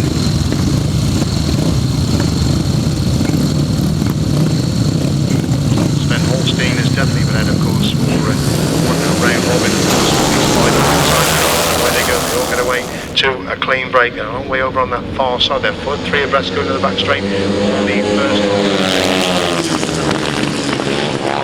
Has made the best of starts. He's trying to work his way into the field now as they come exiting that top corner. We'll try and pick the numbers that they come by us for the first time. Then it is outfit number 7, William and Nathalie Matthijssen. There the racing is going up the back straight for the first time. Lost their title, won the title of course last weekend, and looking for impressive opening right here this afternoon. And it's Matthijssen. He's going up the back straight for the first time. Sidecars. It's still William and Nathalie Matthijssen. The race leaders completing lap number 2. They have the advantage then from Holstein holding second place, Matthijssen on third. Holstein is in second. It's Nick Radley in third. That's the top 3 as they go in the back straight. Once again Matthijssen leading. Holstein trying to close the gap. They're in second place. Radley consolidates the third place position up the back straight. Holstein in second place. The third place rider was still Nick Radley holding on to that third spot. Then Matthijssen lead him on to 4 then, but Holstein in second. It's Radley who's got the third. Outfit number 3 has gone, that's Carl Keane has gone through into the 4th spot. Getting a little bit spread out there, but a good scrap going on for 4th and 5th places. Up the back straight they go once again. It's still Matthijssen. It's Radley and third. Keeler's in 4th place. The top 4 there. And through to complete the second heat of 500 sidecars, William and Nathalie Matthijssen get the winning rides. Van Holstein gets the second place. Dick Radley comes across the line in third. It's Keel in 4th place, Wayne Reid in 5, and with the 6th bike in 6th place, it's Sean Harvey and Danny Hogg. Race 13, the win for number 7, William and Nathalie Matthijssen. They get 7 points. Second, number 5, Sven Holstein and Desiree Dubar. They get 5 points. And third, number 8, Nick Radley and Andy Colvin. They get 3 points. Rider number 3 gets 2 points. Rider number 4 gets 1 point. And rider number 6 gets no points. The winning time, slightly quicker, 1 minute 35.40. 1 minute 35.40. Race 14, there will be a change. Unfortunately, Rick McCauley has come all the way from Cornwall to race, blew his engine up while holding that second place in that first heat of the 1,000 sidecars. He's had to pull out. Number 80, Will Offen and Andy Wood will be the replacement.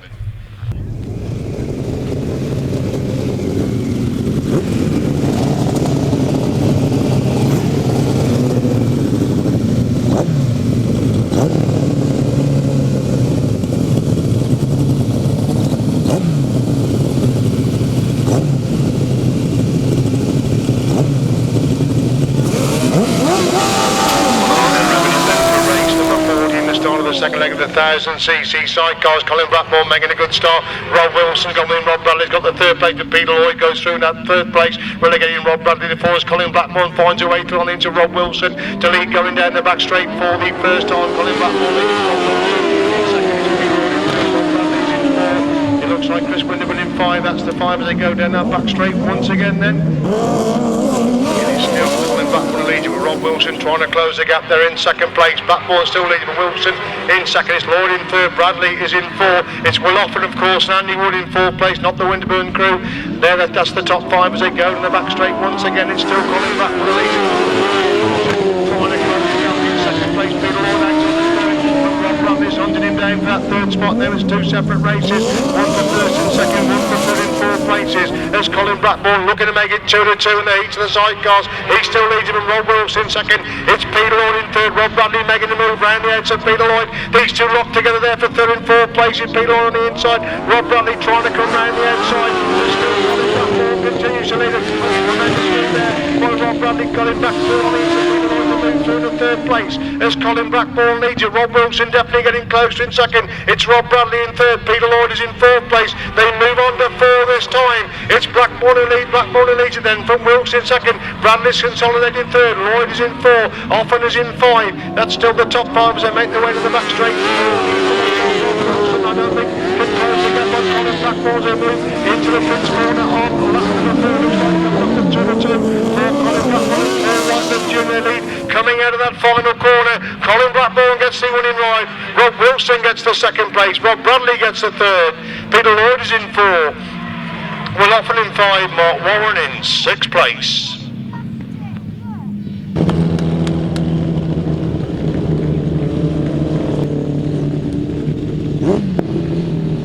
Race 14 result. To win for number 25, Colin Blackburn, Paul Whitelam Jr.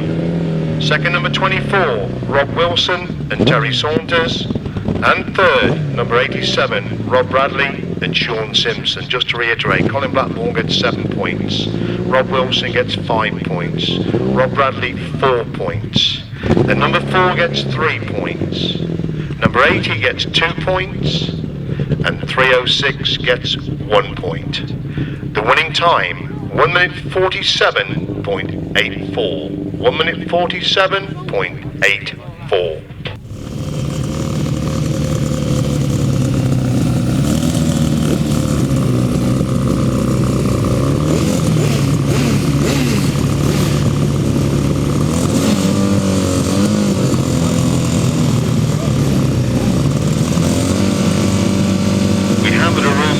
Stafford has also blown his engine, so it may well be when he got 5 outfits for race number 15 this week. But he's playing hard on the machinery. I hope it's going away to a clean break, and we're looking to see Rod Winterburn possibly the front race. John Hiscock who leads with Miles Simmons in second. Rod Winterburn's got the third. Chris Winterburn's in fourth place. Colin Pardo in 5. That's a 5. John Hiscock leads. Going into that top corner, Rod Winterburn making a move through on the inside to go through into second place. Miles Simmons running back. That third place. Chris Winterburn looking for his third place, and Rod Winterburn's on the shoulder of John Hiscock. These two locked together on the entry to that pits corner on the opening lap. It's Rod Winterburn on the inside. John Hiscock making a move right round the outside, but Rod Winterburn has gone through and he leads, confronting that one. Then Winterburn leads him, Hiscock in second. It's Miles Simmons in third. Chris Winterburn in 4. Colin Pardo in 5. That's the 5 as they stream down the back straight. Once again they're bunching up for the minor places. Rod Winterburn starting. Hiscock's still holding that second place. It's Miles Simmons in third, with Chris Winterburn making a move in that fourth place position. But still the Winterburn crew have the advantage. Can put in that lap from John Hiscock in second place, coming under press from Miles Simmons in third. Chris Winterburn holds a 4. Colin Pardo in 5. We look at the leader again on the exit from that top turn. Rod and Gareth Winterburn well clear then from John Hiscock again, coming under pressure from Miles Simmons on the exit. Simmons close the gap as they go in the back straight once again. Miles Simmons on the shoulder of John Hiscock now. The tremendous crop, the second, third and fourth. Chris Winterburn comes in the action as well as Rod and Gareth Winterburn lead them on the last lap there, but John Hiscock just hanging on to that second place. Miles Simmons trying on he knows to find a way through. Chris Winterburn now looking to move round the edge of Miles Simmons. The three of best going in the back straight for second, third and fourth places as Rod and Gareth Winterburn pull away the front. Miles Simmons making the move, and Miles Simmons gets through on the inside of John Hiscock to go through into second place. John Hiscock trying to come back round the inside of that pits corner as Rod and Gareth Winterburn pick up the winning ride. It's going to be Miles Simmons to get the second place. John Hiscock picks up the third. Chris Winterburn in 4. Colin Pardo in 5th place.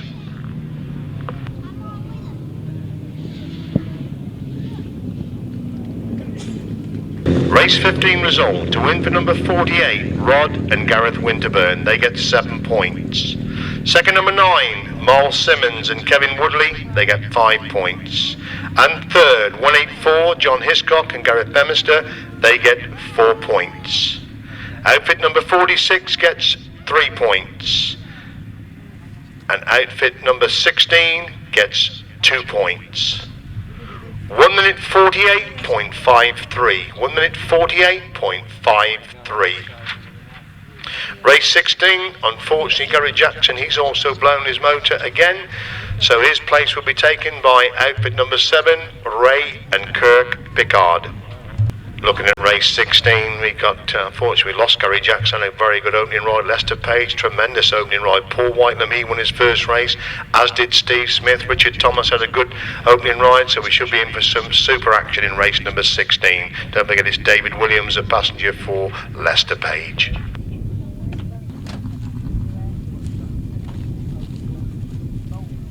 So it should be action, should be fast and furious in race number 16, third heat, second leg of the big chairs.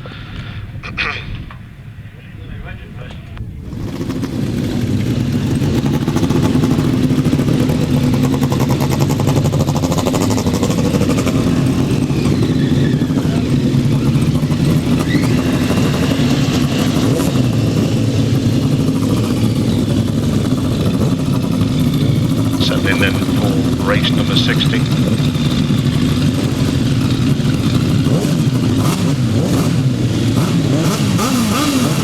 Revving up then for 16 should be a cracker.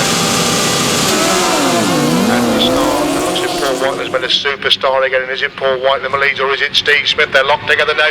Paul Whitelam leads, Steve Smith making the move on the inside. Richard Thomas goes to the outside, 3 abreast going into that top corner. Paul Whitelam leads to Richard Smith. Richard Thomas gets round the edge of Steve Smith. The Smith comes again.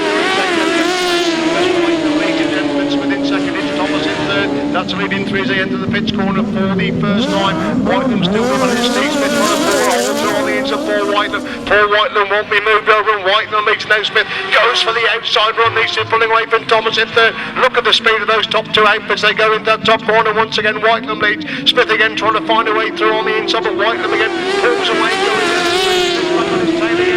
They're pulling away from Richard Thomas in third place. They're leading 2 different top as they go in that pits corner once again. Whitelam again on the mid-track. Steve Smith goes wide, cuts back for the inside run, but Whitelam still holds him at bay. Now Smith goes for the outside as they go in that top 2 once again. Thomas still hanging on to that third place. It's Pickard in 4, Lester Page in 5. That's the 5. With Steph Fly in 6. They go in the back straight once again. They're pulling away there from Steve Smith. It's Colview running in 10th and second place. Richard Thomas now starts to close the gap in third. Leads Smith a long way clear from the other 3 outfits in heat number 16 as Paul Whitelam leads him on the 4. Then Vin Smith in second place. It's Thomas who still holds the third. We look at that strap as Pickard comes by in 4. It's Page in 5. Steph Fly in 6. Down the back straight they go once again. The gap slightly on the entry left top corner, but looks at Paul Whitelam and Alan Ellis. They've got plenty of now to go into the pits corner. Race number 16, 2 and 2 coming up for Paul Whitelam. He gets the winning ride. Second place goes to Steve Smith. Third place is Richard Thomas. Looking back for the 4th place, which is Ray and Kurt Pickard. 5 Lester Page and Dave Williams. 6th place goes to Steph Bly and Jason Gill.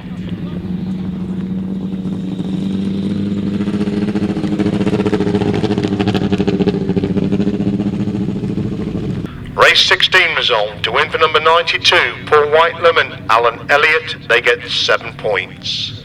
Second, outfit number 2, that's Steve Smith and Carl Pugh, they get 5 points. And third, number 60, Richard Thomas and Phil Stoneman, they get 4 points. The reserve number 7 gets 3 points. Number 52 gets 2 points. And number 30 gets 1 point. 1 minute 47.03. 1 minute 47.03.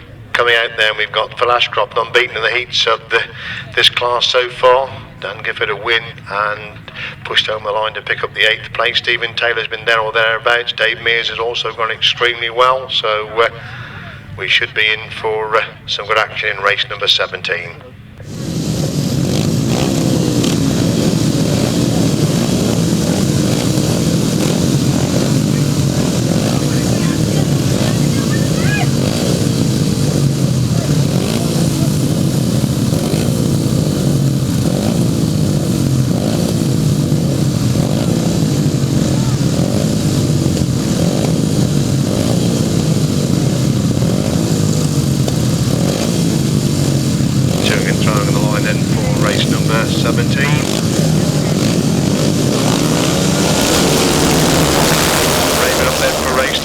Away they go, Difford Evans making a good start. We're looking for Phil Ashcroft to make a good start. He's in 3rd place, looks like Stephen Green. First time it's Phil Ashcroft on through into 2nd place. He rounds on the outside. Difford Evans on the exit from that top bend. Coming to the complete the opening lap then. It is Gifford in fact who leads it, but Phil Ashcroft in 2nd. It's Difford Evans in 3rd. Dave Mears in 4th. Stephen Green in 5. Stephen Taylor in 6th. That's the 6th. No David Spade. He's got bright problems unfortunately. No replacement is left, so we go without David Spade in this one. Gifford leads there. Phil Ashcroft in 2nd. Difford Evans and Dave Mears shoulder to shoulder with 3rd and 4th. And Mears gets on into Evans to go through into 3rd place. Is Phil Ashcroft hunting down Dan Gifford at the moment as they come on to complete lap number 2. Gifford leads them. Phil Ashcroft in 2nd. It's Mears in 3rd. Evans is in 4. It's Green in 5. Taylor in 6. That's the 6. They go down the back straight once again. It is Phil Ashcroft who's finding a way through on the exit from that pits corner. He leads Daniel Gifford down to go on the top turn on lap number 3. Mears consolidating that third place with different Evans in 4. Stephen Green is in 5. Velasquez looking with 3 to 3 in the heats of the International Stars, and he leads it then from still Gifford holding that second place. It's Mears in 3rd, Evans is in 4, Green is in 5, Taylor in 6. That's still the 6, and then Gifford got back to Velasquez. Velasquez again trying to get back round the outside. Tremendous action between his two. Ashcroft's got there again, but Gifford's come again. I think Velasquez's got bike problems. Drama there, Velasquez has got bike problems. He was stopping it out with Daniel Gifford. He seems to be completely slowing up there, does Velasquez, as Gifford gets the checkered flag then from Dave Mears in second place. Gifford Evans gets the 3rd. Green has got the 4th. Velasquez trying to coast home to pick up some points. Dreadful bad luck then on Velasquez as Stephen Taylor passed him. Dan Gifford had bad luck in his second ride. Velasquez has picked up bad luck in his third ride. Terrific scrap between him and Daniel Gifford, and Velasquez just coasting across the line to pick up 6th place. So drama indeed on lap number 4 of race number 17. A very, very dramatic race number 17 is a win for number 27, Daniel Gifford. He gets 10 points. Second, number 33, Dave Mears, gets 8 points. And third, number 21, Gifford Evans, 6 points. Number 28 gets 5 points. 22 gets 4 points. And 29 gets 3 points. 1 minute 33.34. 1 minute 33.34. Race 18, there is a change to the alteration. Mike Scalding unfortunately blew his motor up in the last outing. His place will be taken by Michael Goslin, who should again be number 36.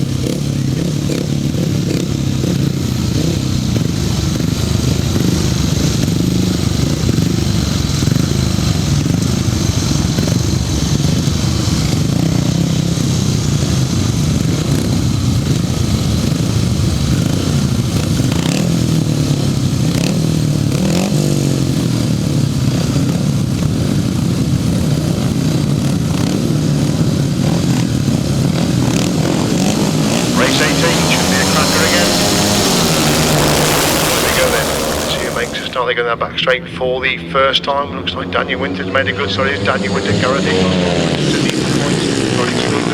second out in Scott Campbell, Michael Faulkner, Craig Smith, they're all in the top places. They come to interview for the first time. It is Daniel Winter leads it, but Mark Richard in second. Gareth Hickmott is in third place. Scott Campbell is in 4. Craig Smith in 5. Michael Faulkner 6. Stuart Meads in 7. Michael Gosling in 8. Nancy Ainsley straight to the back straight on lap number 2. Winterton leads it then for Hickmott in second. It's Richardson in third. These three pulling away from Scott Campbell, who all to 4. Craig Smith's gone through in fifth place.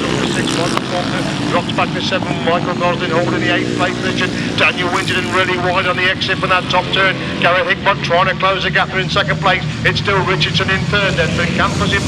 Smith in 5. Mears in 6. Faulkner in 7. Gosling in 8. That's the 8. They stream up the back straight once again. It is still Daniel Winterton then from Gareth Hickmott in second. Mark Richardson trying to close the gap in third. These three pulling away. And Scott Campbell's all to 4th place. The Craig's in 5. Stuart Mears in 6. Michael Faulkner in 7.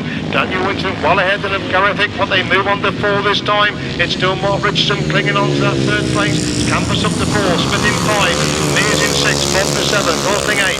As leader, Daniel Winterton going up the back straight for the full time. Gareth Hickmott is not going to close the gap, and that for him. Mark Richardson gets a little bit closer to Gareth Hickmott. That scrap for second and third places as Daniel Winterton comes up with 4 points here. Daniel Winterton gets the winning ride. Second place goes to Gareth Hickmott. Third place is Mark Richardson. Going to be tight for 4th and 5th. Craig Smith and Scott Campus together. Scott Campus gets it. Then Craig Smith. Then Stuart Mears. Then Michael Faulkner. And 8th across the line is Michael Goslin. Race 18 result. To win for number 30, Daniel Winterton, 10 points. Second, number 31, Gareth Hickmott, 8 points. And third, number 35, Mark Richardson, 6 points. Rider number 34, 5 points. Rider 23, 4 points. 26 gets 3 points. 25 gets 2 points. And 36 gets 1 point. Winning time, 1 minute 34.37. 1 minute 34.37. And we go then to race 19, World Elite. Unbeaten Andrew Appleton, Enrico Janoski has always been in the thick of the action. Joe Screen, Paul Hurry, Glenn Phillip. Should be a superb race 19.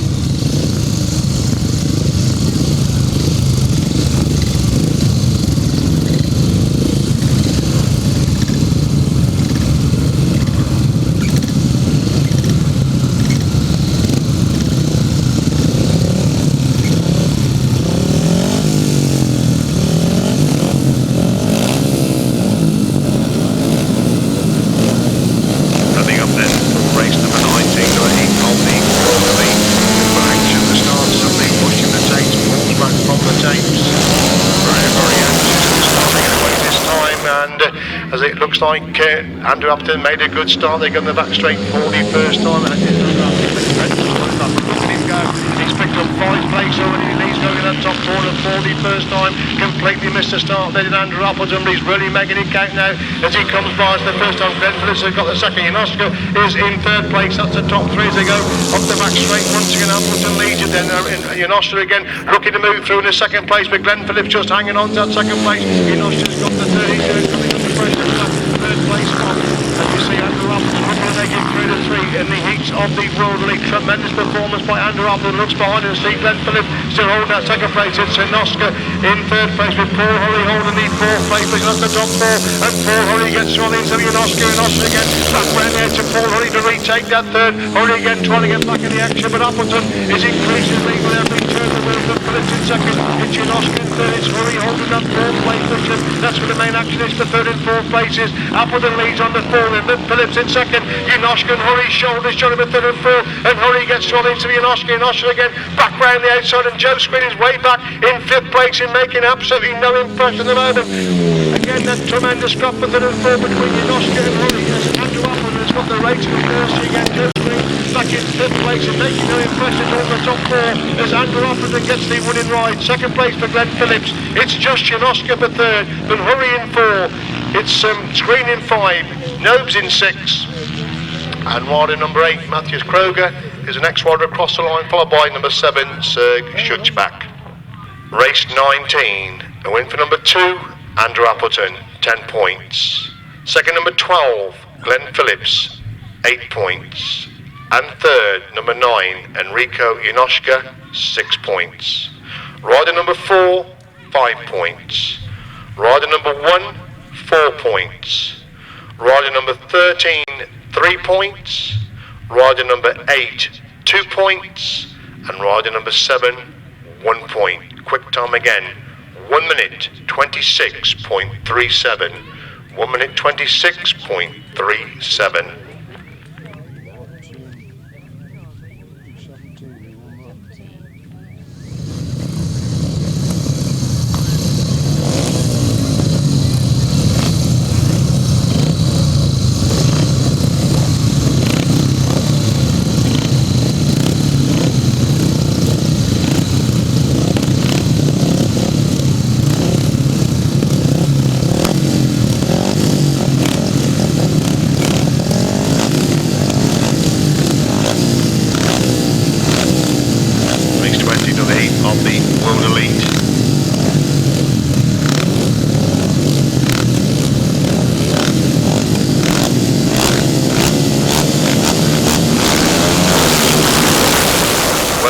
Next, the World League. Lewis Denham makes a good start, but he can't keep the front wheel down. It's Theo Piper leads going up the back straight.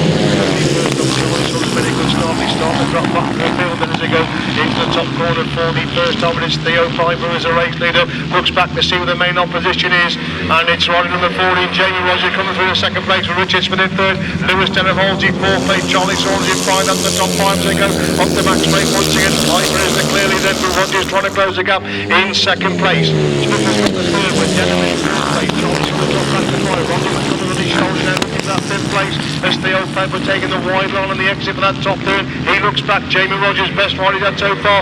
He's got the 2nd place. Smith in 3rd. It's Denham in 4th. It's Saunders in 5. McDonald in 6. Sturgeon in 7. Williams in 8. That's the 8 as they stream down that back straight. Once again, it's It's still Theo Piper with Jamie Rogers. Looking at second place. With Richard Smith hanging on the third. With Lewis Denham in third place. Charlie still holds that fifth spot. A wide line again by Theo Piper. But look at the speed that Piper's got. He leads Rogers on the 4. With Smith in third. It's Denham in 4. Sturgeon and Saunders shoulder to shoulder at 5 and 6. Then Rodney McDonald. Then Martin Williams. There's Theo Piper up at the back straight for the follow time in race number 20. Jamie Rogers again trying to close the gap. He just closed the gap on the entry to that final corner. But Theo Piper really wide, really gets a drive coming out of that corner. Theo Piper wins again. But Jamie Rogers in second place. It's Richard Smith picking up the third.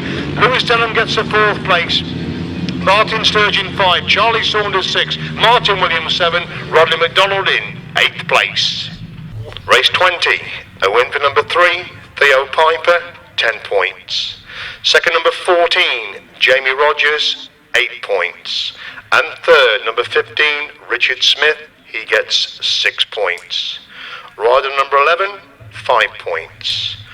Number 16 gets 4 points. Number 6 gets 3 points. Number 5 gets 2 points. And rider number 10, 1 point. 1 minute 28.03. 1 minute 28.03. Race 21, third leg of the Supercar 500 Sidecars.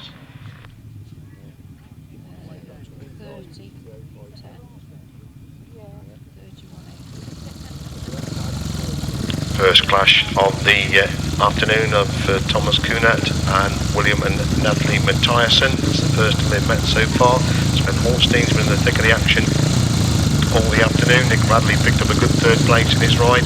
Sean Harvey had major mechanical problems in his second ride, so wait to see what we're in for then for race number 21.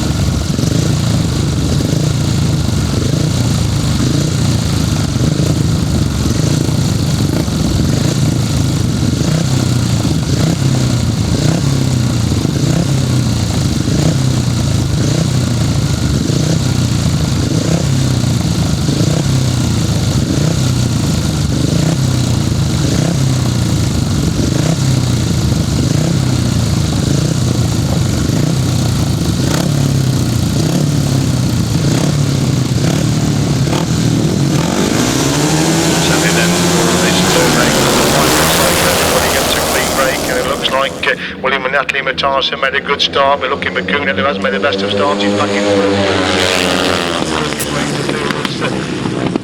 Matthijssen's lead going in that top corner for the first time. They're coming under pressure there for that leading position. It is number 7, William and Nathalie Matthijssen. Then for number 5, that's Sven Holstein holding that second place. Kunert's making his way through, looking that fourth place. They're really punching again on the exit from that pits corner. But Matthijssen leading, and Holstein holding that second spot. Then Kunert again trying to work his way around the outside. Making a big move again round the outside of that top corner, picking up front 5th to 4th, looking for the third place now. There's still Matthijssen's leading then, Van Holstein in second place is Radley holding the third place. This one, Lester Goodwin in 4th, Kunert still back in 5. The English pairing holding back the former European champion again. He's looking for that 4th place of them. Nick Radley gets through in the 4th place. That's about chasing Goodwin.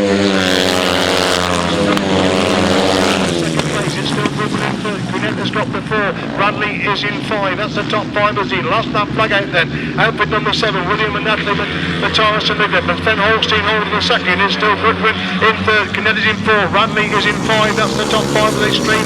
Down the back straight once again. Kunert again making the move for Goodwin's 3rd place. As 1st and 2nd look to be settled. Goodwin again. Number 4, it's going to be 2 and 2 coming up then for William and Nathalie Matthijssen. They pick up another winning ride. Second place goes to Sven Holstein. Lester Goodwin just hangs on the 3rd. Kunert gets the 4. Radley is in 5. And again, disappointment for Sean Harvey back in 6th place. Race 21, a win for number 7, William and Nathalie Matthijssen. They get 7 points. Second, number 5, Sven Holstein and Nazari Dubar. They get 5 points. And third, number 2, Lester Goodwin and Craig Matthijssen. They get 3 points. Outfit number 1 gets 2 points. Outfit number 8 gets 1 point. And outfit number 6 gets no points. 1 minute 35.12. 1 minute 35.12. And we go then to race 22, the start of the third leg of the 1000cc sidecars, and looking through it, Rob Wilson, Paul Whitelam unbeaten. We got Rob Bradley. That should be the main three to feature in this race number 22.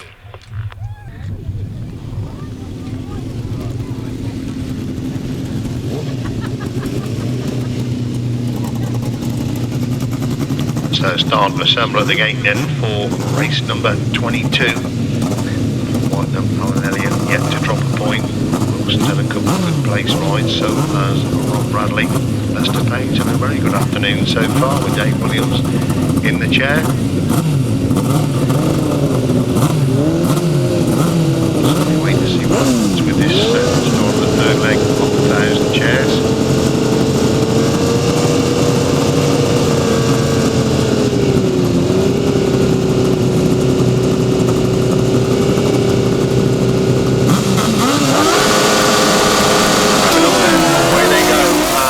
Has he made a good start? Yes, he's made a good start, but I think he's been outgated by Rob Wilson. Wilson leads Paul Whitelam. This could be interesting. Rob Bradley's got the third. That's the top Peter Lloyd is in fourth place. That's the top four as they go in the back straight for the first time. Rob Wilson leads. Paul Whitelam leads. Rob Bradley's loads of speed going down that back straight. He's hunting down Paul Whitelam for that second place. 3-3 pulling away from Peter Lloyd, who's got the fourth place position. Coming out of that bottom corner, it's still Rob Wilson. Paul Whitelam's almost man line through on the inside. Wilson again back round the outside. Wilson leads it from Whitelam in second. It's Bradley in third. Winterburn's up to 4. It's Peter Lloyd in 5. Lester Page in 6. After 6, they go to the back straight once again. Paul Whitelam in second again. Rob Bradley's quick on the exit. From that top 4, they bunch up again on the entry to the pits corner. Rob Wilson still leading, and Paul Whitelam in second. Rob Bradley making a move through on the inside, 2 abreast for second and third places as Wilson continues to lead from Whitelam in second. Bradley's again got the run through on the inside. Whitelam, and Whitelam still holds with bay. Winterburn's up to 4, Lester Page in 5. Peter Lloyd dropping back to 6 as they go to the back straight once again. Start and pull away at the front. It's still Paul Whitelam in second with Rob Wilson, but Rob Bradley looking for that second place of Paul Whitelam. Coming out of that corner again, Wilson leads him, and Whitelam in second. It's Bradley in third as they move it on to 4 this time then. Wilson's a race leader then from Whitelam in second. Bradley is in third. Winterburn has got 4. Lester Page in 5. Peter Lloyd in 6. They go to the back straight. Paul Whitelam not very close. Pulling away down that back straight. Whitelam again, and last to turn and on the entry to the pits corner, coming from the shoulder of Rob Wilson. Rob Wilson on the inside. Paul Whitelam goes right, cuts back for the inside run, but Rob Wilson gets it. Second is Paul Whitelam. Third place goes to Rob Bradley. 4th is Chris Winterburn. 5 is Lester Page. 6th place Peter Lloyd.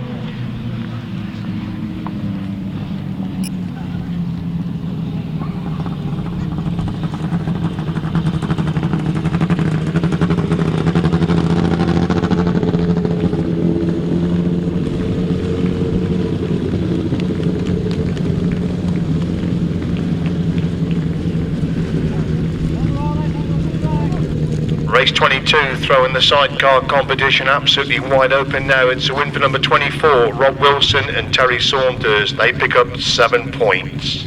Second, beaten for the first time this afternoon, number 92, Paul Whitelam and Alan Elliott. They get 5 points.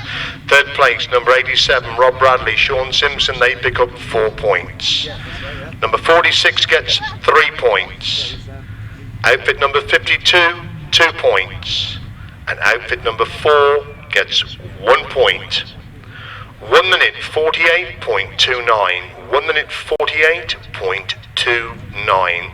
Race 23, and again Rick McCauley will be replaced by number 80, Will Offen and Andy Wood. And obviously with Paul Whitelam being beaten there, Colin Blackburn will have watched that race from the pits. He now remains the only unbeaten rider and will take the unbeaten record into race number 23. And against him, Steve Smith, Richard Thomas and John Hiscock. So the competition should be really hot in race number 23.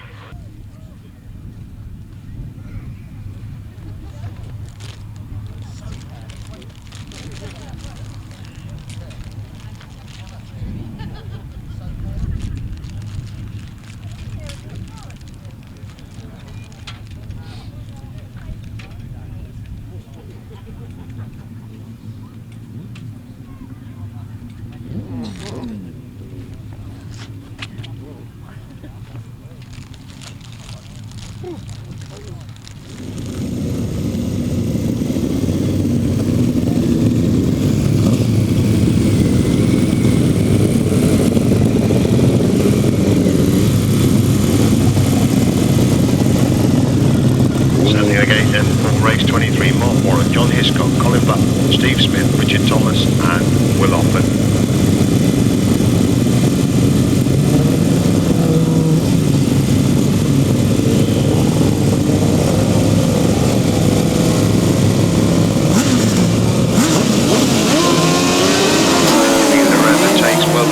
The start could be so crucial for this race number 23. It's Colin Blackmore that's made a good start. John Hiscock on his inside, Richard Thomas round the outside. Steve Smith hasn't made the best of starts, and Colin Blackmore comes under pressure. Richard Thomas making a move round the outside. Colin Blackmore comes back up the inside, and Richard Thomas has the advantage. He's a right here.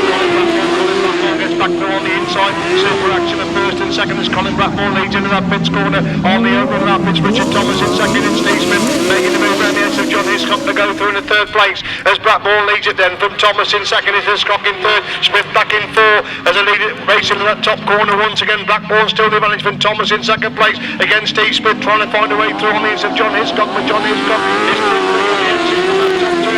Blackmore's getting away now from Richard Thomas, still Hiscock in third, it's Steve Smith back in fourth place, Mark Warren's in five, that's a five as they go out of that pits corner and coming to the complete lap number two. Colin Blackmore still with the advantage then from Richard Thomas in second place. John Hiscock now under tremendous pressure from Steve Smith again, trying to find a way through on the inside of John Hiscock. John Hiscock gone wide again, and Steve Smith has gone through to take that third place. From the front, Colin Blackmore's getting away again from Richard Thomas.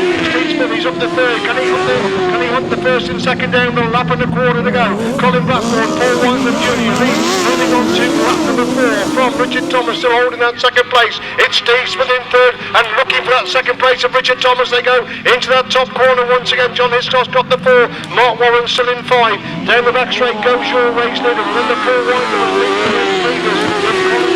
Keeps this going to be the only on the sidecar after 3 legs. And again Steve Smith really having to go. Richard Thomas on the exit from that pits corner. Richard Thomas on the inside. Steve Smith coming right round the outside. Colin Blackmore gets the winning right. Steve Smith gets the second place. Third place goes to Richard Thomas. Fourth John Hiscock. 5 is Mark Warren. Super sidecar action again there in race number 23 with Steve Smith coming from absolutely nowhere to snatch that second place from Richard Thomas, and Colin Blackmore continuing with his winning ways. 3 rides, 3 winning rides.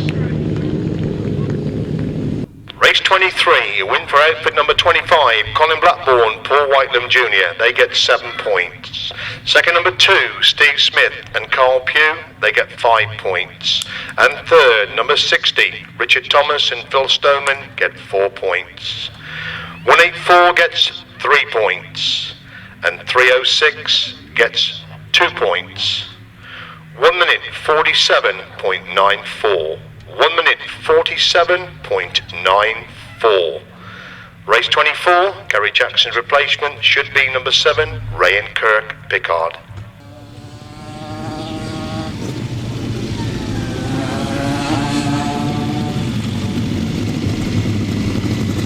Coming out then for race 24, and they've got Rod and Gareth Winterburn. They're still very, very much in contention. They've got Miles Simmons, he's been there or thereabouts. And don't forget that Ray and Kirk Pickard are coming in for Gary Jackson. What a great pity that Gary doesn't do too many grass tracks these days. And a good opening ride has had major machine problems. Race 24 now. Race number 24, one outfit very, very slow away indeed. We see who's got the advantage. Come by it's the first time. Miles Simmons leads him, but Rob Winterburn's gone round the outside. Pickard's gone through in the third. Colin Parder in 4. Step Lies in 5.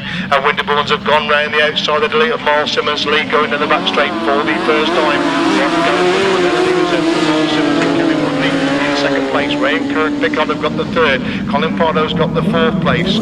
It's Step Lies Jason Gill in 5th place. That's the 5 then.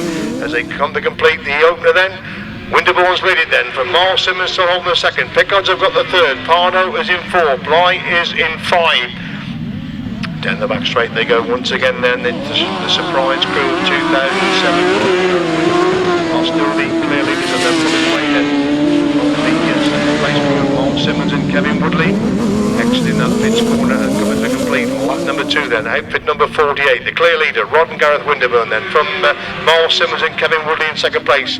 It's still Ray and Kurt Pickard in third. Colin Pardo hangs on to 4. Step line looking at 4th place of Colin Pardo, gets ready of Colin Pardo to go through the 4th place. They're getting Colin Pardo to 5, but it's still Winterburn's the crew at the front then, with Miles Simmons still there in second place. He's still over the big gap of Ray and Kurt Pickard who hang on to the 3rd place position. Last lap flags out then for outfit number 48, Rod and Gareth Winterbourne, clear of Miles Simmons and Kevin Woodley in second place. Good ride by the reserves, Ray and Kurt Pickard hanging on to 3rd. Step flyer Jason Gill definitely getting close in 4. Colin Pardo in 5, the leader. The back straight for the main action in this one is for 4th and 5th places. For 3rd and 4th places, Step flyer's gone ready out to the race. Pickard to move through into 3rd place as Rod and Gareth Winterbourne get the winning ride in this seat from Miles Simmons and Kevin Woodley in second place. Looking for the 3rd place, that should be Steph Bly and Jason Gill. They're followed by Ray and Kirk Pickard, Colin Pardo and Dan Seville in 5th place.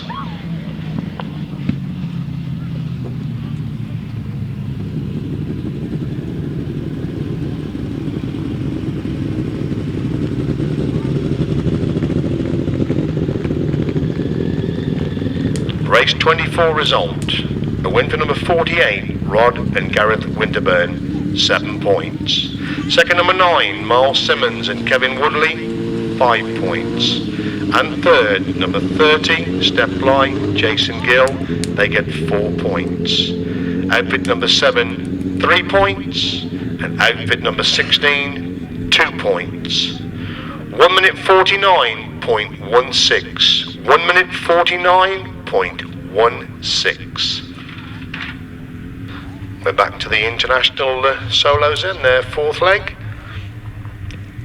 Let's hope that Phil Ashcroft has not got too serious a damage. He pushed it back to the pits. He's back out again in this one. Should be a good one with Dave Mears, Mark Richardson, Difford Evans, Michael Faulkner, Gareth Hickmott, Dean Garrett, Phil Ashcroft and Daniel Winterton.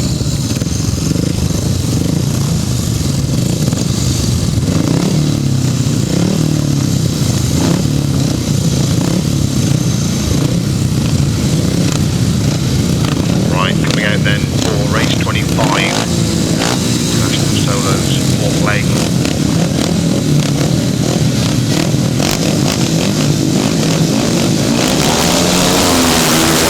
We got in the seat of the International Solos, and Daniel Winters made a good start. He's the leader going to the back straight. Looks like Mark Ridge on his tail there. I think he's 6th place. Mark Ridge seems about 5 or 6 place on the end of that top corner on the open. That Dave Mears comes very much in contention with a big burst round the outside of that top turn, but it's Winston who leads it, but Mears in second, it's Hickman in third, Evans in 4.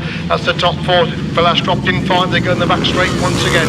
Daniel Winston the race leader then. There goes in that back straight with Dave Mears pushing hard in second place. Gary Hickman has got the 3rd place. Difford Evans in 4. Phil's dropped in 5. Well, it's a different mode. Phil's dropped in 5. This time he's just picked up another place. He gets inside Michael Faulkner to go through into the 5th place position. Winterton leads to them, but Mears in second. It's Hickmott in 3rd. It's Evans in 4th place.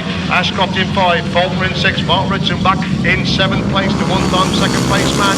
With Dean Garrett in 8th place at the top 8. They go in the back straight once again. Still Winterton leads it, but Mears in second. Gareth Hickmott drawing it closing up in 3rd place. Having said that, Dave Mears then starts to hunt down the race leader Daniel Winterton as they exit that top turn with the last lap flag left in then.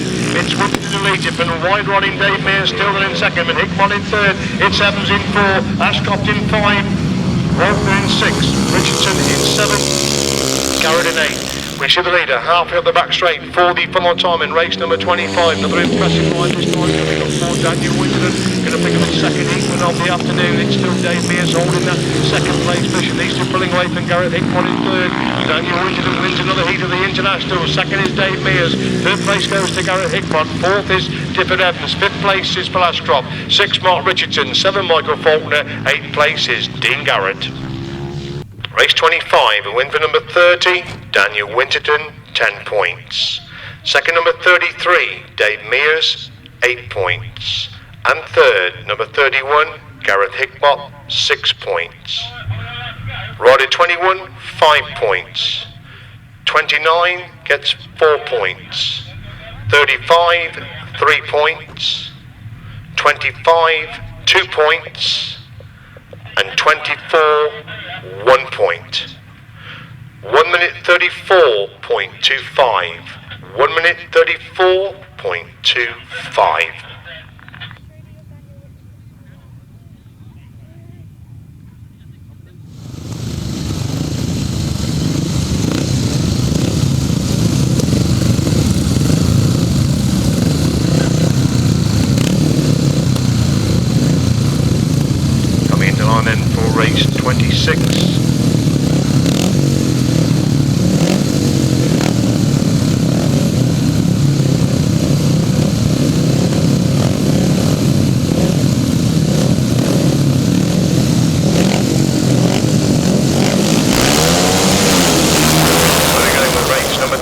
Probably looking for Stephen Green or Dan Geppert to be the leader going in the back straight for the first time. Stephen Taylor tucked himself into the third place. He lost that third place. Stephen Green has made the best of starts. He's gone past two riders to move through into second place. Could well be Daniel Geppert, who is a race leader as they come into view for the first time. It is Daniel Geppert who leads him, and Stephen Green in second. Stephen Taylor's got the third.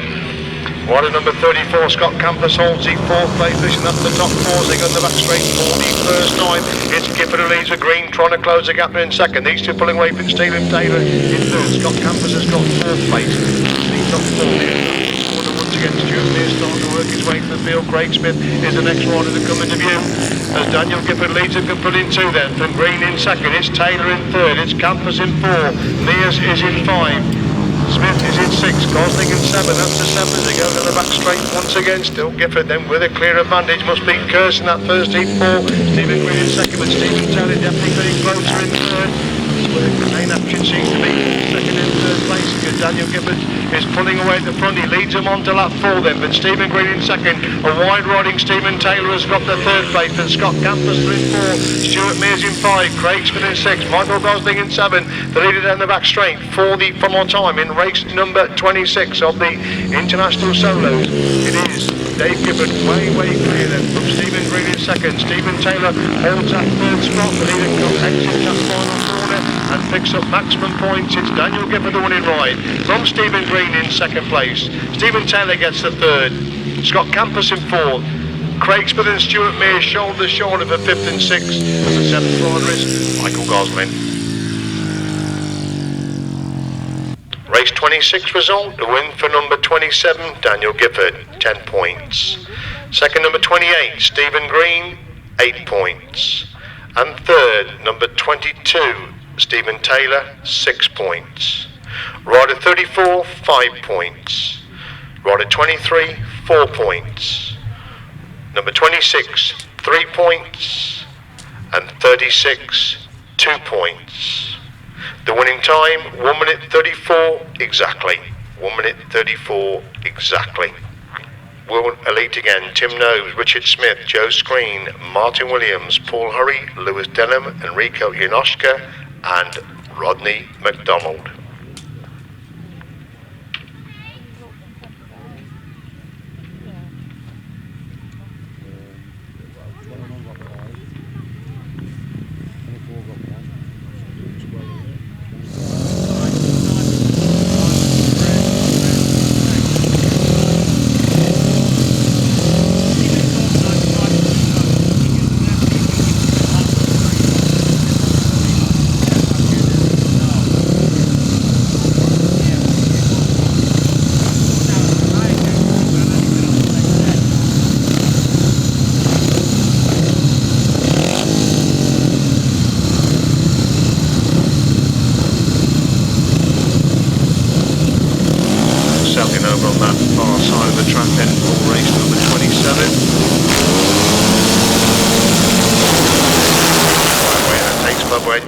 Away they go, and it looks like Lewis Denham that leads them going to the back straight for the first time.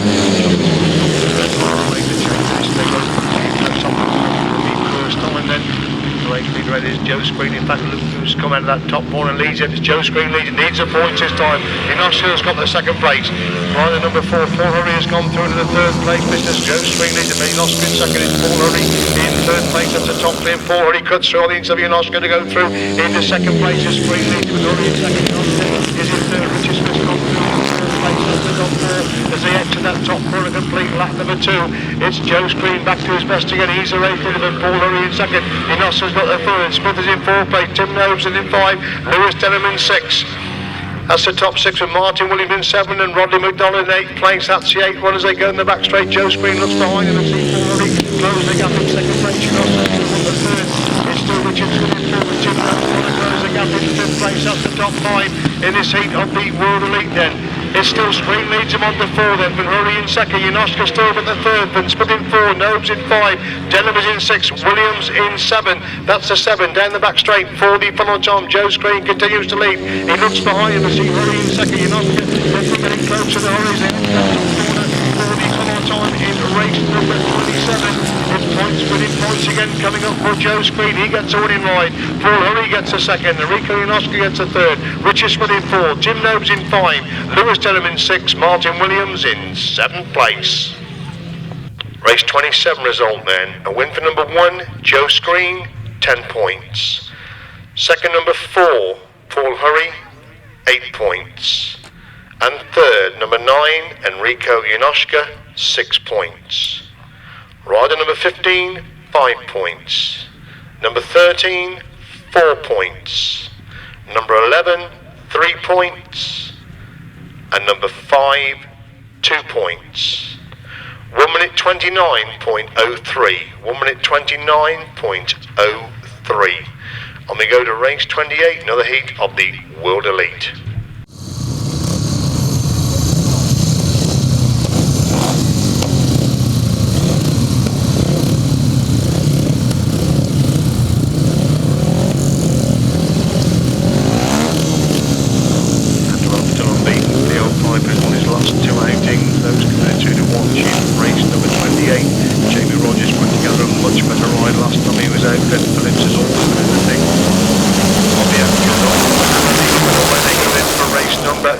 The start could be so crucial as they go in the back straight. The first one looks like Theo Piper is a race. That top floor Piper goes inside, but it's Appleton finding the way through on the inside. Appleton's gone really wide. Can Piper come back up the inside? Yes, Piper does come back up the inside. Piper leads him, and Appleton in 2nd. It's Phillips in 3rd. Rogers in 4. That's the top 4. They go in the back straight. Piper again squeaks on the edge of Appleton. Appleton again comes back up the inside. Appleton takes the lead. He pushes Piper aside on the exit from that pits corner. Appleton leads with Piper in 2nd. It's Phillips in 3rd. Rogers in 4th.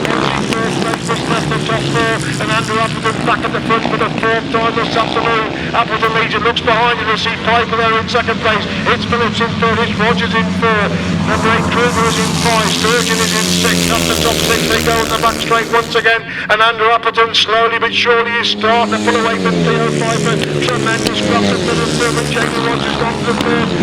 Getting Phillips to 1st place. It's going to be 4 to 4 coming up for Andrew Appleton leads. Onto that 4. He looks behind him again. He's pulling away from Piper. Rogers closing up in 3rd. It's Phillips in 4th. Kreuzer in 5. Sturgeon is in 6th. That's the top 6 as they make their way to the back straight once again. It's Andrew Appleton, the reigning Masters champion, finished 3rd last year. It was Lincolnshire Poacher. He's going to make it 4 to 4. The heats of the World Elite. 4th impressive winning ride coming up there for Andrew Appleton. Theo Piper gets the 2nd. Jamie Rogers picks up the 3rd. Glenn Phillips is in 4. Kreuzer gets 5. Sturgeon in 6.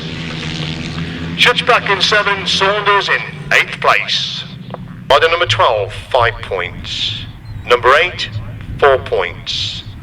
16 gets 3 points. 7 gets 2 points. And number 6 gets 1 point. 1 minute 27.28. 1 minute 27.28.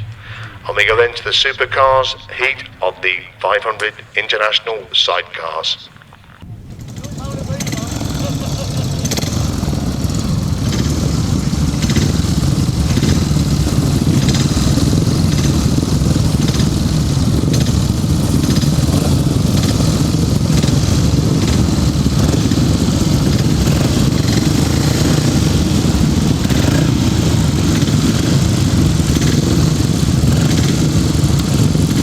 Clashing in at Thomas Kunert and William Nathalie Matthijssen.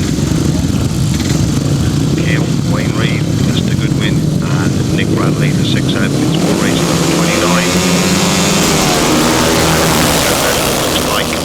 Matthijssen's going to make a clean break, and it's Kunert who's up to him as they go in the back straight for the first time. Matthijssen into the 3rd place position, but it's the 1-2 again of Matthijssen and Kunert. They exit that top corner. Matthijssen leading for Kunert, holding that second place. It is Nick Radley who's got the third, and Wayne Reid in fourth place. That's the top four. They go in that pits corner once again. Kunert gets through on the into Matthijssen. Matthijssen's trying to come back round the outside. There's a fight between these two as they go up the back straight once again. Kunert leads from Matthijssen again. Round the outside, Nick Bradley still holds that third place. Matthijssen go wide, then cut back for the inside, but Kunert still has the advantage. Kunert leads from Matthijssen second. It's Radley in third. Outfit number 2, Lester Goodwin is in fourth place up to top four. There's Kunert now starting to pull away from Matthijssen. Radley now coming under pressure from Goodwin. That scrap for third and fourth place as they go up the back straight. Close the gap from Goodwin. Pressure for Nick Radley. Third place position. Kunert leads him, and Matthijssen's holding the second place. They move it on to 4. There's 3 lengths between the first two. Kunert leads him, and Matthijssen second. It's Radley in third. Goodwin in fourth place. Goodwin again taking the wide line, trying to get around the edge of Nick Radley, who's determined to hang on to that third place. There's 2 bikes between these two. This is the main scrap for third and fourth places. This time it's still Radley.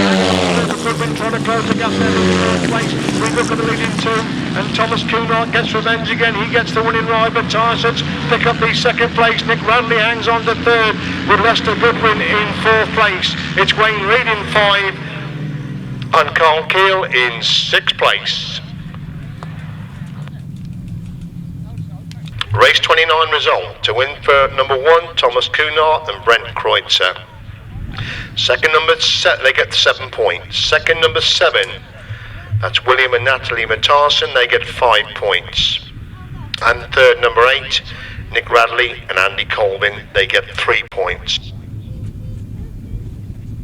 Outfit number 2 get 2 points. Outfit number 4, 1 point. And outfit number 3, no points. Winning time 1 minute 35.25. 1 minute 35.25. Back to the 1,000 chairs for their fourth leg. Miles Simmons, Rod and Gareth Winterbourne, Paul Whitelam. That should be the 3 crews to watch for in race number 30.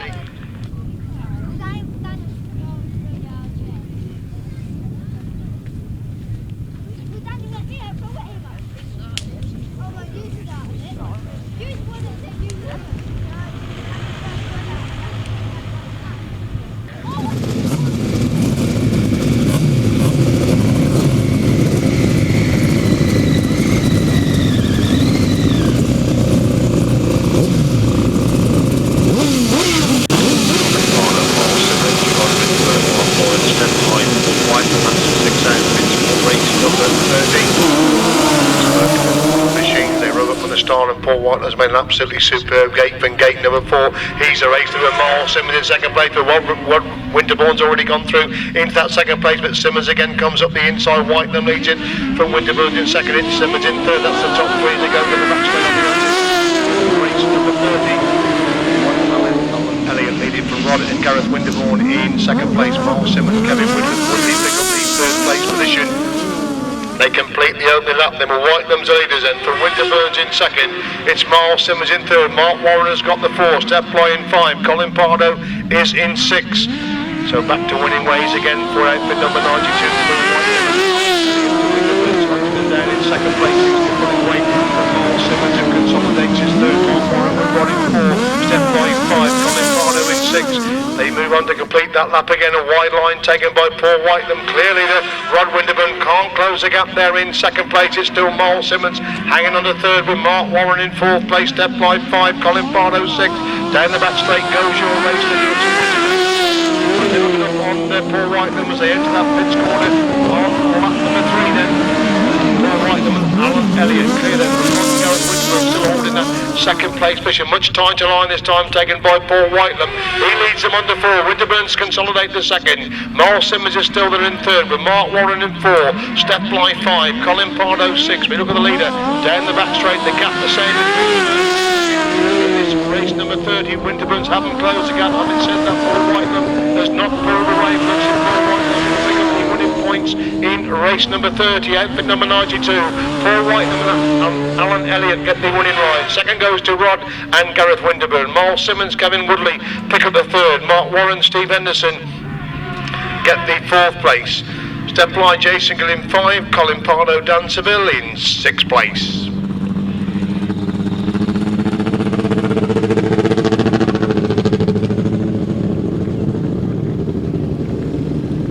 Your result of race 30 and a win for number 92, Paul Whitelam and Alan Elliott. They get 7 points.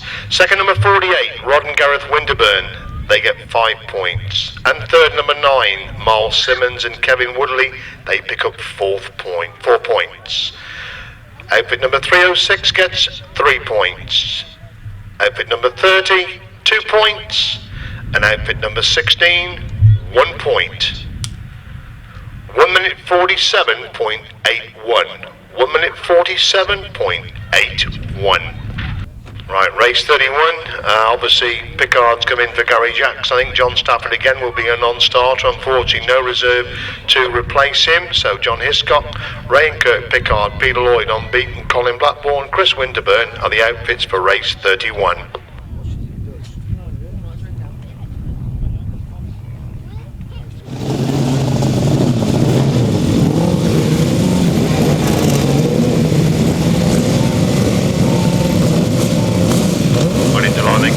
Race 31, Colin Blackburn is just in Paul Whitelam with that heat. It's Julian being through at the moment. There we go, clean start, just the 5 outfits, they all get away, and Colin Blackburn's got away again, and it's John Hiscock that's gone with him. They go on the top corner the first time, Colin Blackburn lead, but John Hiscock in second. Looks like Pickards have picked up the third, with Peter Lloyd in 4th place, and the other Winterburn outfit holds a 5th place position. Colin Blackburn in 4th. John Hiscock, Gareth Bemister hold on to that 2nd place. Ray and Kirk Pickard have got the 3rd place. Peter Lloyd is in 4th. Chris Winterburn in 5. Colin Blackburn, Paul Whitelam Jr. well clear, but John Hiscock in 2nd. Pickards have got the 3rd. It's Lloyd in 4. Winterburn's in 5. They go to that back straight once again. Time for a quick look behind him to tell Colin Blackburn he's got a 34 on the advantage. John Hiscock and Gareth Bemister consolidating in 2nd place. Pickard's hanging on to the 3rd. Peter Lloyd trying to get a bit closer in 4th place, so we've lost the Winterburns while holding the 5th place position. Chris Winterburn's pulled out for just left of the 4 crews now. There's Colin Blackburn as a race leader, and John Hiscock in 2nd place. Pickard's have got the 3rd. Peter Lloyd still holds a 4. An equal distance between the 4 of them. They hurtle down that back straight. Number 3 then. Second in 2 has got a safe lead over Pickard who hold the 3rd place. Peter Lloyd getting a little bit closer in 4. The last lap flag out then for Colin Blackburn and Paul Whitelam Jr. They're going to be unbeaten in the heats of the sidecars. John Hiscock consolidating that 2nd. Pickard's in 3rd. Peter Lloyd again getting just a little bit closer in 4th as we see the race leader Colin Blackburn, Paul Whitelam Jr. halfway down that back straight. As they enter the pits corner for the funnel time, it's maximum points coming up in the heats for outfit number 25. That's Colin Blackburn and Paul Whitelam Jr. They get the winning ride. 2nd place goes to John Hiscock, Gareth Bemister. 3rd place Ray and Kirk Pickard. 4th place it's Peter Lloyd.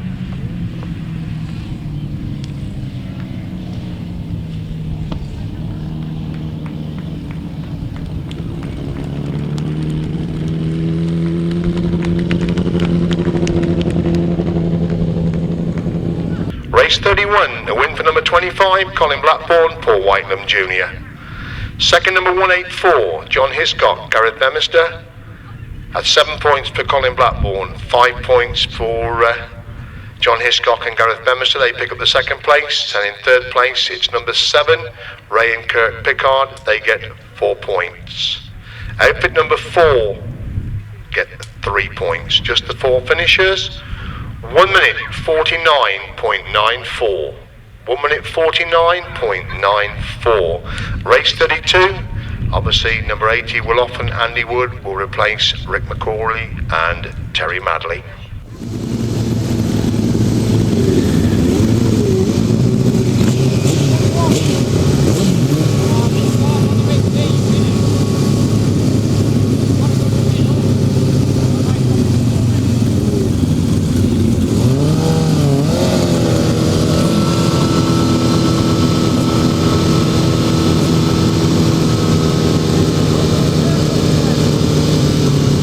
starting to assemble in for race 32.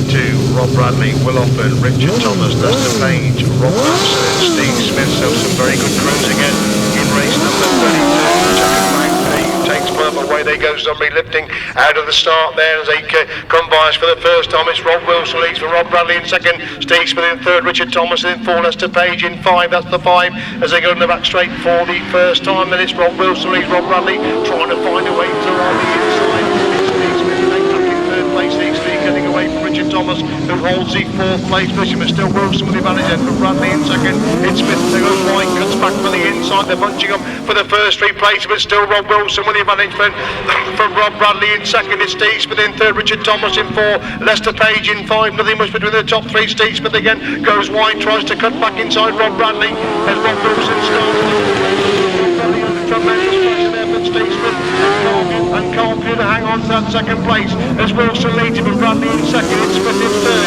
It's still Thomas in four with Page in five. Another lap completed and still Rob Wilson is the race leader. Rob Bradley holds on to that second. Steve Smith can't see to close the gap on Rob Bradley. Having said that, he's on his shoulder now as they exit that top corner once again. Wilson pulls away. Seems to have a little bit more speed than Rob Bradley on the straight. Steve Smith again drops back. Then he closes back up on the entry to that pits corner. It's still Richard Thomas holding that third place, and now Steve Smith got thrown into Rob Bradley. They're locked together now as they move it on to four. It's Wilson leading and Bradley in second. It's Steve Smith in third. Thomas holds the fourth place. Rob Bradley trying to hold a tight line. Again, Steve Smith goes one and cuts back for the inside. The Rob Bradley's pulling away now. For second and third from Steve Smith as Rob Wilson leads into the pits corner and turning from the top. Rob Bradley holds a second. Steve Smith having one last determined effort. Goes wide, cuts back for the inside again on the exit from that pits corner. But Rob Wilson wins it. Second Rob Bradley. Third place is Steve Smith. Fourth place goes to Richard Thomas. Fifth place it's Lester Page.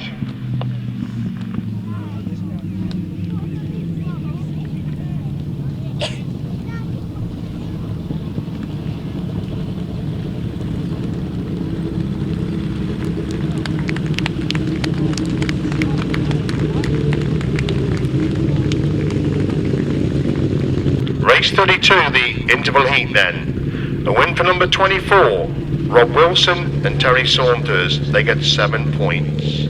Second, number 87, Rob Bradley and Sean Simpson. They get 5 points. And third, number 2, Steve Smith and Carl Pugh. They get 4 points. Outfit number 60 gets 3 points. And outfit number 52 gets 2 points. 1 minute 47.47. 1 minute 47.47.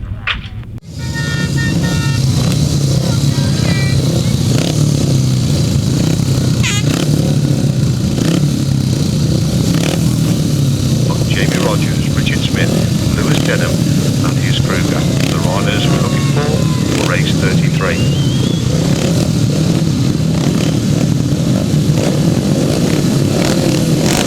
Coming into line then for race number 33, the top two. Even start there, and they get away to it. Everybody seems to get away to go in the back straight for the first time. It's Jamie Rogers.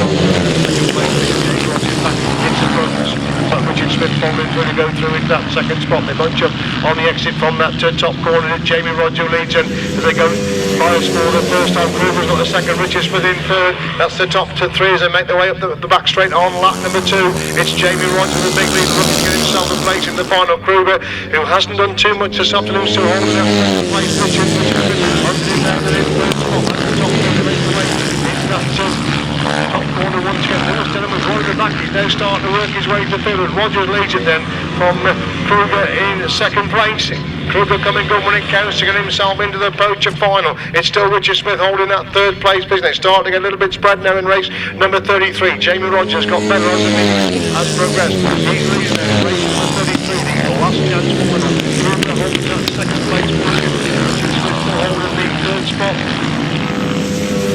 And Rogers leads then from Kreuzer in second. It's still Richard Smith in third. Number 27 has gone through into fourth place. That's Dan Gifford in fourth place. Good ride by Dan Gifford. Surprisingly, we see Daniel Winton towards the back of the field. Jamie Rogers leads into that top corner for the final time. Matthijssen still holds the second. Richard Smith has got the third. So it looks like Jamie Rogers and Matthijssen are going to go through to the Poacher final. Jamie Rogers is who gets the winning ride, but Matthias Kreuzer gets the second place. It's Richard Smith coming across the line in third place. Gifford gets the 4. It's Denham in 5. Winterton in 6. Hickmott in 7. And that's the 7 finishers for race number 33.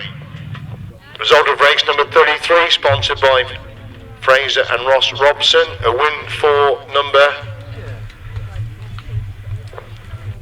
14, Jamie Rogers. Second, number 8, Matthias Kreuzer. And third, number 15, Richard Smith. 27, 11, 30 and 31. Winning time 1 minute 29.18. 1 minute 29.18. So to race 36 you now had number 14 Jamie Rogers and number 8 Matthias Kreuzer.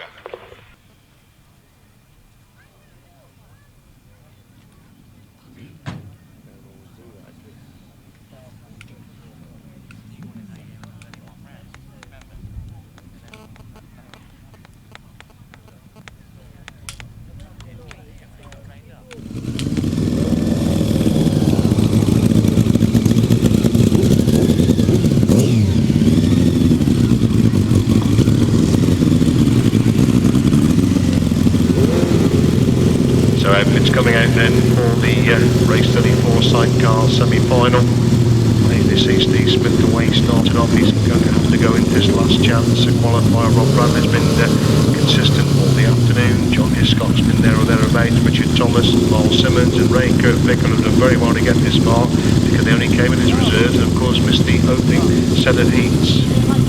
Points will not count. Again, it's the first 2 across the line straight into the Poacher final.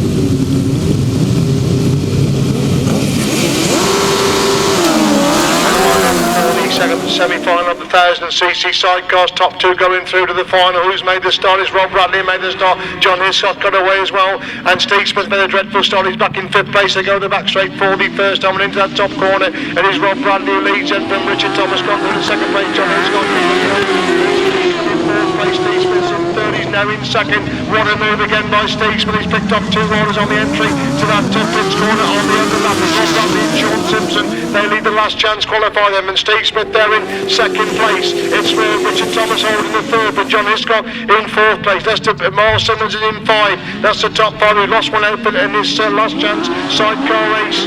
That's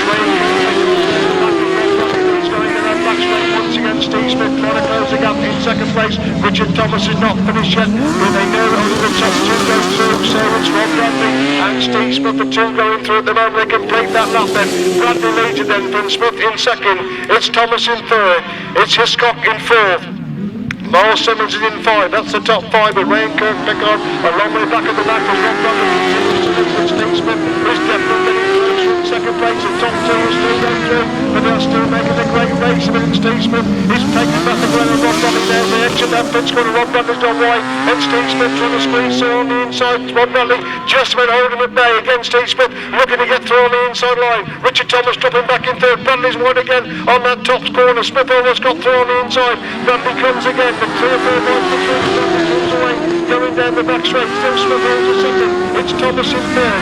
Into the pitch corner, 34 time. Rob Bradley and Sean Simpson. Bruce Martin manager for Steve Smith and Carl Gill. And Rob Bradley wins the last chance qualifier. Rob Bradley gets it.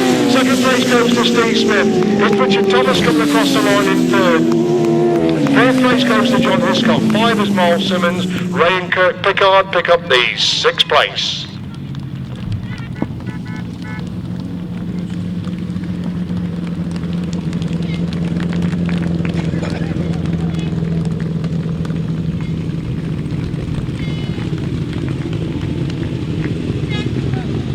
race 34 result, the last chance qualifier for the 1000cc sidecars. Kindly sponsored by Richard Crowe Personal Accident Insurance. So win for number 87, Rob Bradley and Sean Simpson. Second, number 2, Steve Smith and Carl Pugh. And third, number 60, Richard Thomas and Phil Stoneman. 184, 9, and number 7. 1 minute 49.63. 1 minute 49.63. Right, we now go on to race 35, the final of the 500 sidecar, sponsored by Supercars. The points they take into the final do count. The points for the final are doubled up if you look at your programme. William and Nathalie Matthijssen, Thomas Kunert, Sven Holstein, Lester Goodwin, Nick Radley and Carl Kyle are the 6 outfits for race number 35, kindly sponsored by Supercars UK.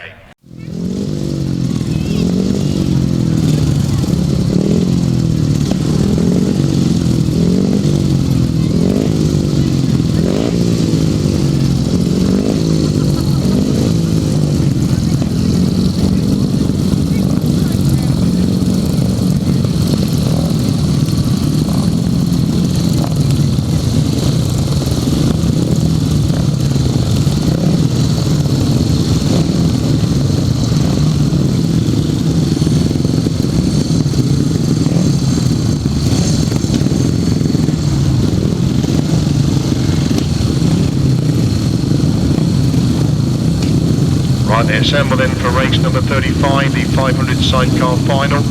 3 points between Matthijssen and Thomas Kunert in going into this final. There are double points for the final. And Holstein is just 4 points behind the other 3 on wide away back. And of course, if somebody would have an engine failure, Thomas Kunert makes a very good start there, but it looks as if Matthijssen's have got out with the Matthijssen leading. Kunert in fact made the best lead. For the first time, Matthijssen have the advantage. Looks like Sven Holstein is holding that second place position coming off that corner. Kunert goes really wide and trying to get some drive coming off the corner. Matthijssen's leading from Holstein in second place. Is Kunert in third. Randy's gone through to third place. Kunert's now relegated to 4s. They go on the back straight once again. Matthijssen's have the advantage there, but Holstein trying to close the gap there in second place. Looks like Nick Radley gone to the third. Kunert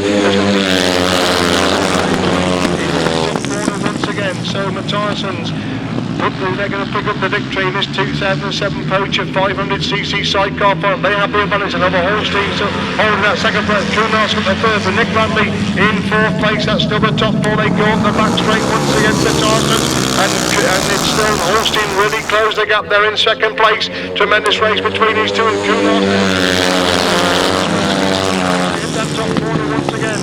It's still Matthijssen with the advantage, and Sven Holstein holding that second place position. Matthijssen keep a tight line. Holstein round the outside. Kunert got the 3rd place. Radley's in 4. Goodwin in 5. Cale is in 6. That's the 6. They got the back straight once again. Kunert's now looking for that second place return. Holstein again starts to chase after Matthijssen. They go up the back straight once again. Matthijssen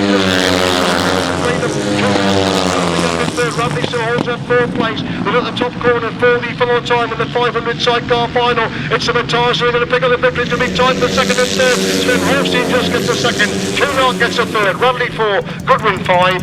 Keel in 6th place. So a cracking 500 sidecar final. They went into the final as top point scorers. They've won the final. So William and Nathalie Matthijssen should be the 500 sidecar winners here this afternoon. Whether they'll come around a lap of honour or they're going straight back to the pits. They usually come around a lap of honour, the 500 sidecars, but yes, they are. They're going to come around on a lap of honour, so show your appreciation. It's been a long time since we've had 500 sidecars here at the Poacher. Some cracking racing for them this afternoon. Their brother and sister. Brilliant. Without any doubt at all. Hang on, they're going round on a lap of honour then for the 500 sidecars in this final of the 500 sidecars. It's William and Nathalie Matthijssen who were winning the final on top points. They've won the final, so obviously they are the top crew in the 500 sidecars this afternoon. They were pushed all the way in a superb follow there by Sven Holstein, who came across the line in second place, and Thomas Kunert came across the line in third. Thomas Kunert leads the parade there of the 500 sidecar. Spectacular wheelie there from Thomas Kunert. He crossed to the line, but we look back to see the combination of William and Nathalie Matthijssen. They are the 500 sidecar winners here this afternoon. William and Nathalie Matthijssen, the new European champions, win the 500 sidecar poacher this afternoon. Sven Holstein and Ziri Dubar come across the line. I think they finished second overall in the 500 sidecars. And they're followed by outfit number 2, Lester Goodwin and Craig Matthijssen. Lester Goodwin, Craig Matthijssen. And the final crew have come across the line, number 8, Nick Radley and Andy Colvin. Race 35, result of the Supercar UK 500 sidecar final. This is the result as they cross the line, not necessarily overall, but this is as they cross the line. A win for number 7, that's William and Nathalie Matthijssen. Second, number 5, Sven Holstein and Desiree Dubar. And third, number 1, Thomas Kunert and Bernd Kreuzer. 8 and number 2, and the winning time was 1 minute 36.90. 1 minute 36.90.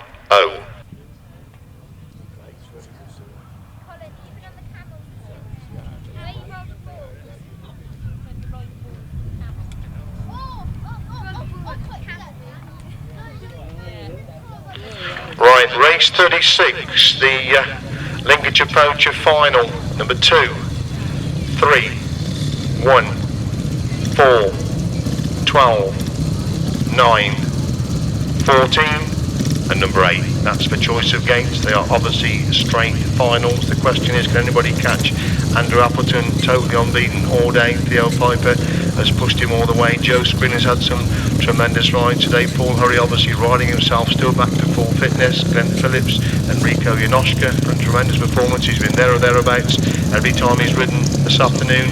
Jamie Rogers won that last chance qualifier, and Matthias Kruger has gone in second place by winning that coming in second in that last chance qualifier. So they choose gates. Andrew Appleton will obviously have first choice, then Theo Piper, then Joe Screen, Paul Hurry, Glenn Phillips, Enrico Janoschka, Jamie Rogers and Matthias Kruger. These are the 8 riders for race 36, the Lincolnshire Poacher final, sponsored by JB Taylor Construction. We thank them very much for their sponsorship of this meeting.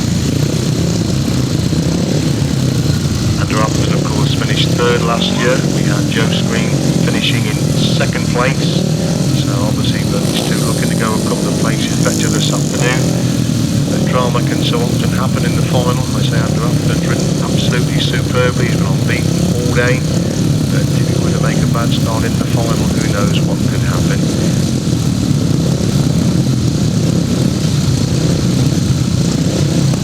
So we settle in for race 36, the penultimate race of the day, the 2007 Lincolnshire Poacher Grand Final.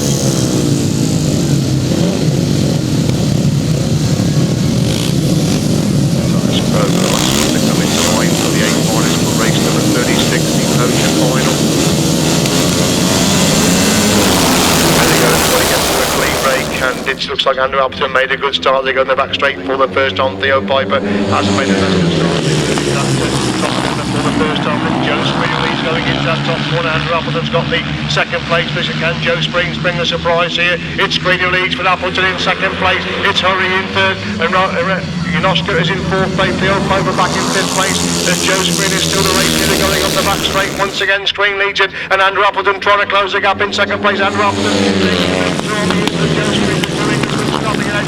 first and second places. It's Screen on the inside. It's Appleton round the outside. Appleton leads it, then completing lap number 2 with Screen in second. Hurry's gone to the third. Janoschka is in 4. Rogers in 5. Piper's got Machine Crop to the final. Ball back in 6th place as Andrew Appleton leads going up that back straight once again. Joe Screen pushing hard in second place. It's 4. He wins it. obviously a final one as well for Andrew Appleton.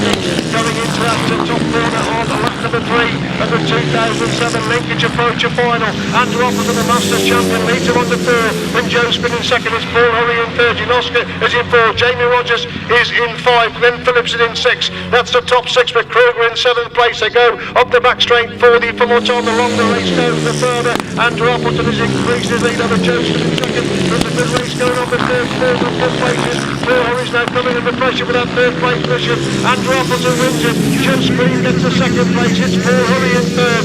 Austria gets the 4th. Jamie Rogers in 5. Glenn Phillips in 6. Kreuzer is in 7th place. So a superb performance by the English riders. 1st, 2nd and 3rd in the 2007 Poacher final. So Andrew Appleton goes 2 places better this year. He finished 3rd overall last year. He's come through the win. Joe Screen will be runner-up again for the 2nd time running, but great to see the 3 English lads, despite tremendous continental opposition, finishing in 1st, 2nd and 3rd places in race number 36, the 2007 Solo Poacher final. I'm sure they'll all come round on the lap of honour. Jamie Rogers also very much in contention, so the lads really keeping the Union Jack flying here this afternoon in the superb Poacher Solo final.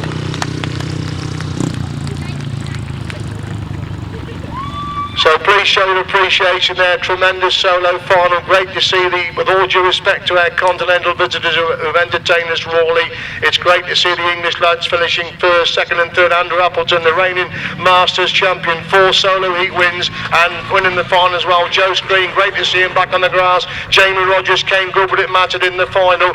Matthijssen Kreuzer comes round on lap of honour as well. So a superb Poacher final.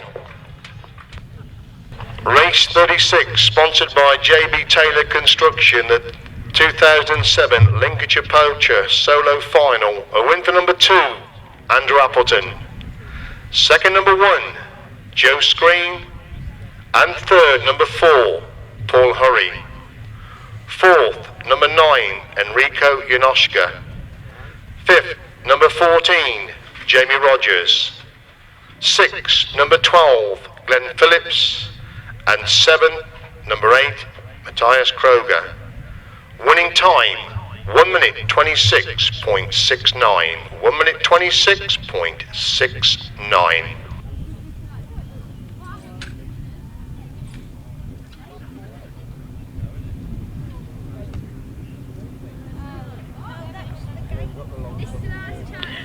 Race 37, the 2007 Poacher 1000cc sidecar final. 25, 92, 48, 24, 87 and number 2. Again, it's a straight race. Situation exactly the same as we had in the solo final. Colin Blackburn unbeaten in the heats. Can he take it through to the final? The situation with the 500 sidecars overall, the result overall, first, William and Nathalie Matthijssen, 33 points. Second, Sven Holstein and Desiree Dubar, 25 points. Third, Thomas Kunert and Bernd Kreuzer, 22 points. Fourth, Nick Radley, Andy Colvin, 11. Fifth, Lester Goodwin, Craig Matthijssen, 10. And 6, Carl Cale and Brent Trelaw, 3 points. That is the overall position in the 500 sidecar final.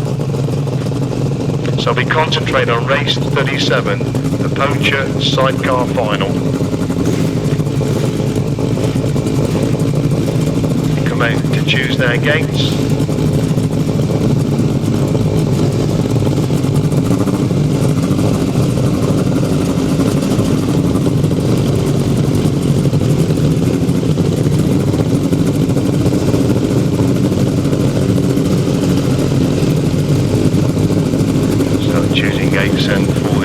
Poacher final. Please stop for the presentation. I know probably all of you have got a long way to go home. We do thank you very much for being with us from this huge crowd for this spectacular Poacher, and we do have to rush away. Have a safe journey home. Presentation will take place almost immediately after the end of the racing. Race 37, final race of the day, 4 1/4 laps of what should be superb 1000cc sidecar action.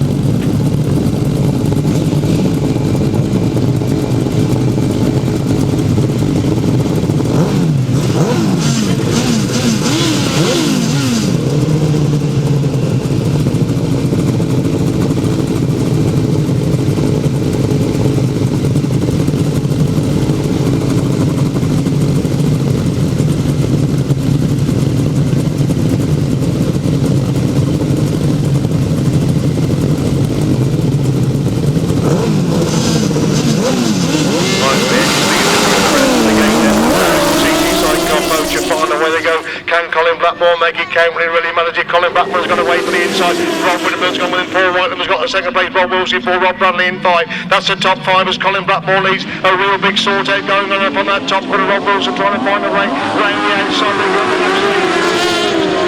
It is Colin Blackmore leads from Rob Winterburg in second place. Paul Whitelam has got the third. That's the top third, bunching up, boxed up from behind Paul Whitelam.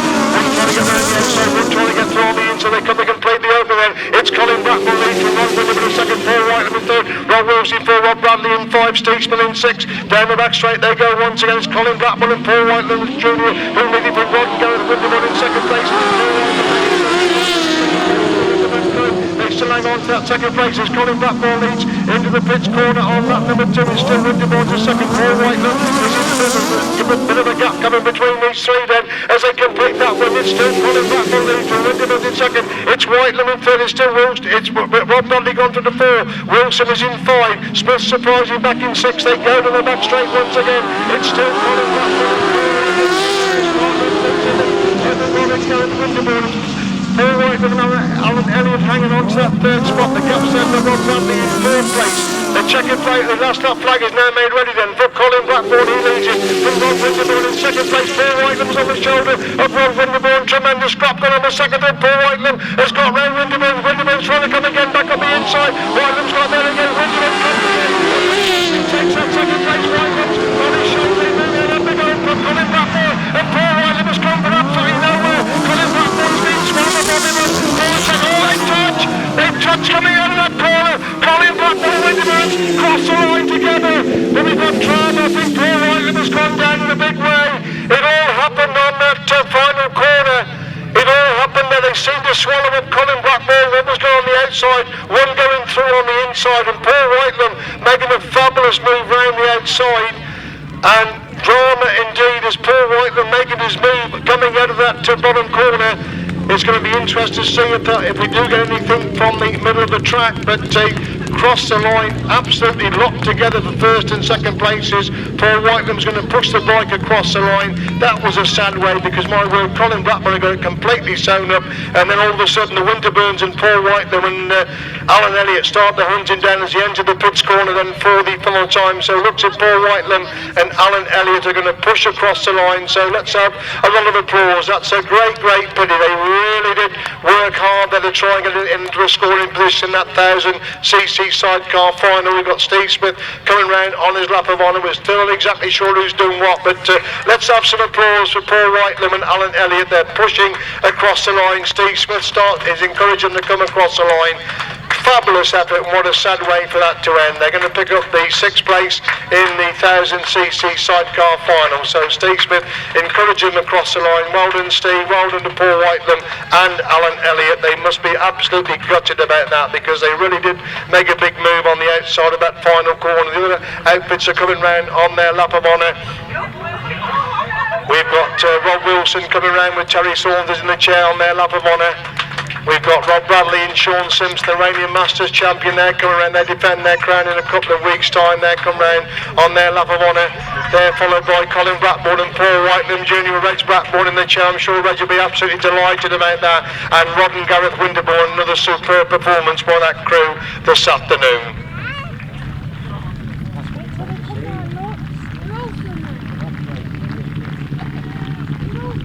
The result then of race number 37, the 1000cc Poacher final. A win just on the line for outfit number 25, Colin Blackmore and Paul Whitelam Jr. Second, number 48, Rod and Gareth Winterburn. And third, number 87, Rob Bradley and Sean Simpson. Fourth, number 24, Rob Wilson and Terry Saunders.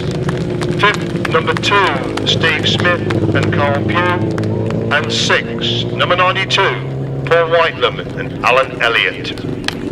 That concludes the action for the 2007 International Lincolnshire Poacher. We hope you've enjoyed the entertainment this afternoon. We know a lot of you have got a long way to go home, but please stop as many as you can for the presentation, which will take place very quickly. 500 sidecars then. Third place, Thomas Kunert and Bernd Kreuzer.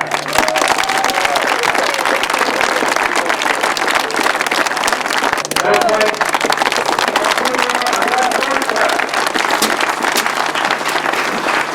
Yes, thank you, Tom. Fine.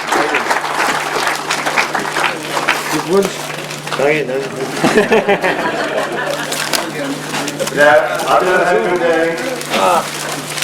So? Huh? Put your arm through there. So? Good race today? Oh, okay. You like the track? Yeah, the track is good. I was Tired? tired. Thank you. Well done to you both again. Thank you. Do you want to go this way? Alan? Gentlemen, your first visit to the Lincolnshire Poacher, have you enjoyed it this afternoon? Thank you. I'm coming to the race, and this track is a good track. It's a hard track. It's possible, and I'm as wie sagt man? Müde. Müde, yeah. Tired. I'm tired. Sorry. And the best far fight William and Sven is correct. And yeah, the next race is from other is better. You have travelled all for the night to race here today, haven't you? Oh, I don't understand. You have travelled all. You've been travelling all night from the meeting last night to be racing here today. Yeah, it's very. We maybe 48 hours we don't sleep and only in the track and race, and it's very crazy. There you are, third place there, Thomas Gilmer and Frank Kreuzer. Second place for 500 Sidecars, Ben Holstein and Nathalie du Art.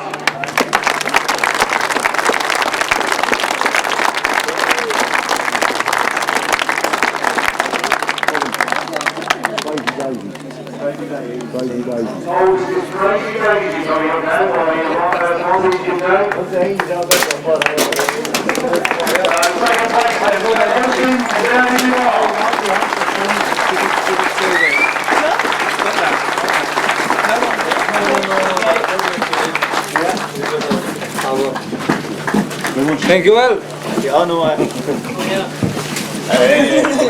Daisy, come here. Go. Coming. Good race. Thank you very much. Well done. Coming. Have some champagne for you. Champagne, you come on. And we'll just have a quick there.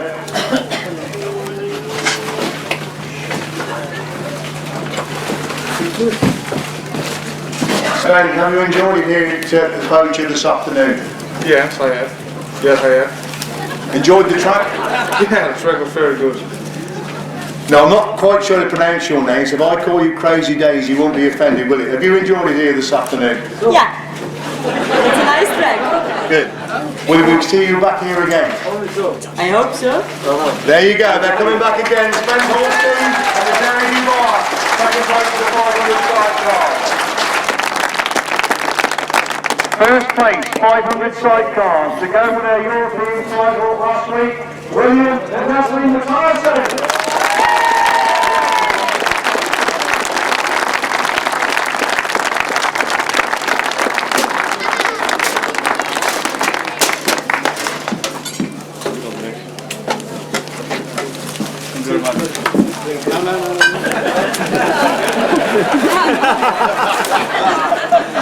He's not too tired for that. He's going to be great for 48 hours.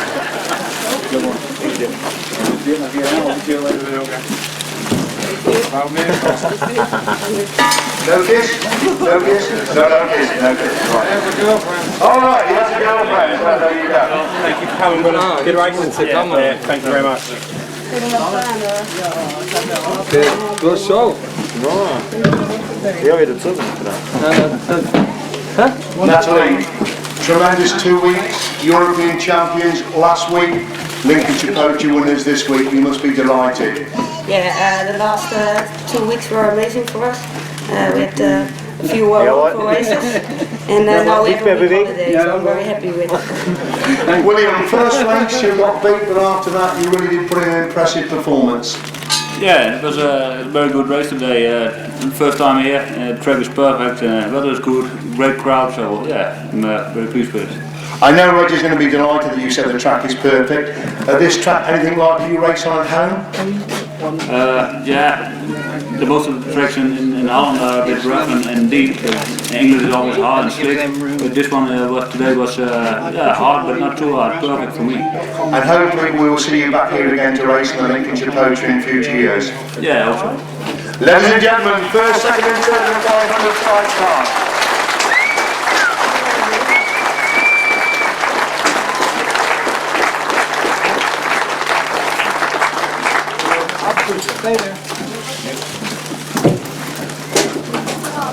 Thomas Appleton. Ja? Wat mag goed.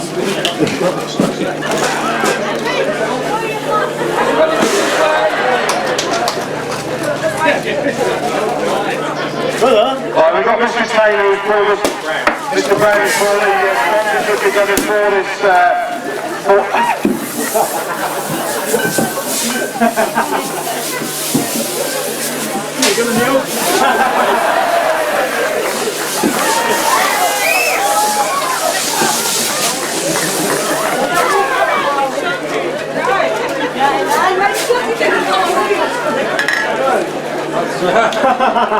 You need help? No!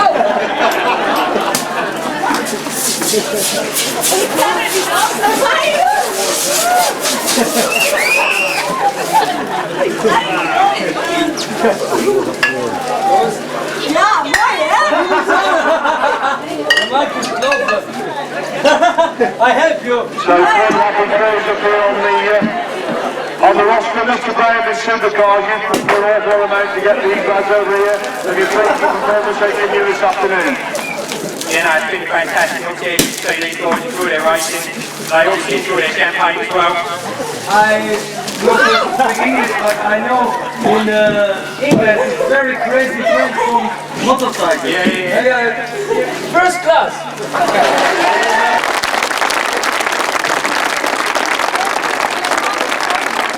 This is the first time we've had the Sidecars here. Hopefully they're putting a good show for you guys. I think it's been fantastic. Next year we have these guys back, hopefully plus a few more. Make it a fantastic race, and thank you very much for coming. Thank you.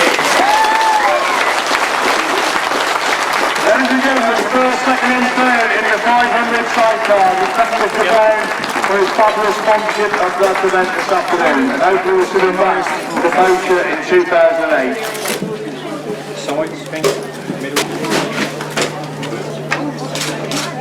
Smile, well, Simon. There you go. Thank you. We're going to ask you to retire soon with Mr. Brown of Sidecars, the first place for 500 Sidecars. That was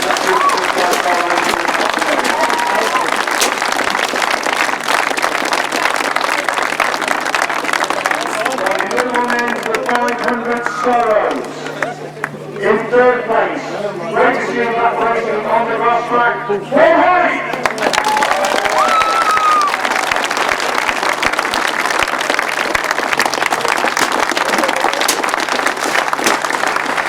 Well done, mate. What about it? Paul from third place, Paul. Best strap one. Okay, we spoke to you before the start of the meeting. It's been up and down you said you were finding Grasstrack hard because of your injury. Have you enjoyed it this afternoon? Yeah, I always enjoy coming to Reggie's meetings. He puts on a good show and the track's always decent, so yeah, I've enjoyed it. Like I said, at the start of the meeting I come here to enjoy myself, and that was the main thing. Done that, and I just hope everyone else enjoyed it. You seem to improve as the meeting went on, Paul. Took a bit steady to start, but then really got stuck in the later races. Yeah, I don't know how that went really. I'm sort of struggling a little bit with my machines. Well, I've not rode so much. But yeah, I just sort of got stuck in and done the best I could. Do you want to give your dad's meeting a big plug while you're up here for the European final? No.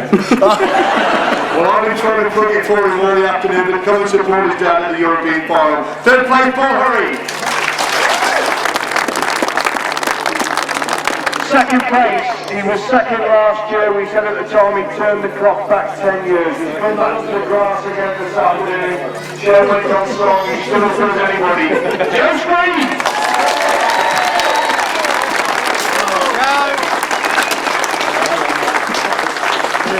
You're nearly there, aren't you?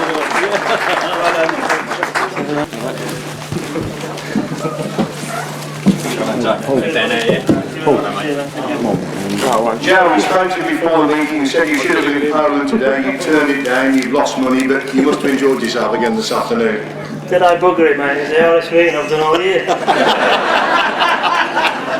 Now, you let Robert beat you last year. What excuse have you got for Andrew beating you this year? Mate, I just got beat by a better rider, you know. As Andrew's improved in the last 12 months I've seen him, he's taken me out off me. I knew he was quick all day, and you know, I had a few problems with engines during the meeting. We ended up on the third engine, which is my Bellevue engine, so I knew if I popped off the start, you know, I would have had to turn left or right up the straight to walk him, but fair play, mate. Andrew's deserved that, and just hope he's not going that quick at the Masters. I know you don't do many grass track meetings, but the fans do get behind you, and you are still a very thrilling sight on the grass tracks. Mate, I came from grass track, and I know where my roots came from, so you know, I always enjoy doing grass tracks, but it's getting harder. You know, I'm getting a lot fatter than I was 10 years ago. You know, I'm 34 now, so it's very hard to just do one-offs. You know what I mean? It's you got to be riding these week in, week out, and it's hard to do 2 or 3 meetings a year and be competitive. You know, but I've still got it in me somehow. You know, I think tomorrow morning I'm at Reading tomorrow night Speedway, but tomorrow morning I think I'll be feeling it. Ladies and gentlemen, second place, Joe Lane.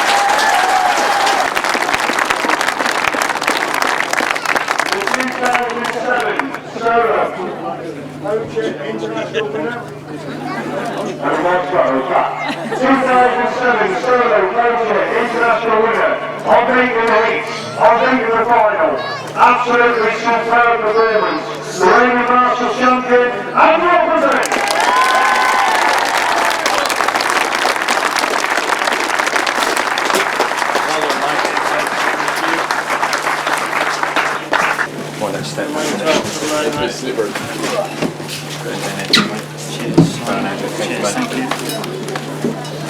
Andrew, you must be absolutely delighted.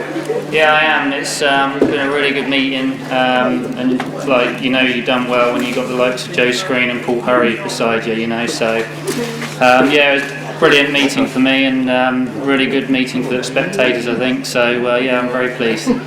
The most pleasing thing, you weren't actually making the start, you were having to do it the hard way. I know it's harder to do it, but it must be pleasing for you to beat riders of this calibre from the back. Yeah, I'd have preferred to do it from the start, but you know, it gives you a bit more pleasure doing it from the back, you know. So no, it's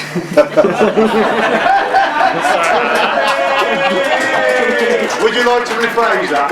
Yeah, overtaking from the back. Yeah, so no, it's good really. It's a good meeting. Masters in a couple of weeks. It's the great Philip winning this meeting just ahead of the Masters. Yeah, that's right.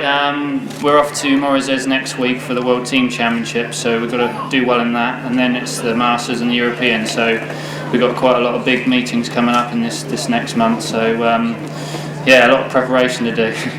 Ladies and gentlemen, we had 3 continental visitors on the rostrum for Poacher and Sidecars. The Union Jack is flying high. England first, second and third. Your top 3 for the 2007 Solo Poacher final.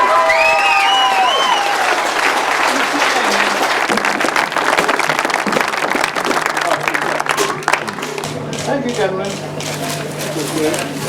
Right, ladies and gentlemen, I'm sure the champagne will flow again, so you're first, second and third in the solo final.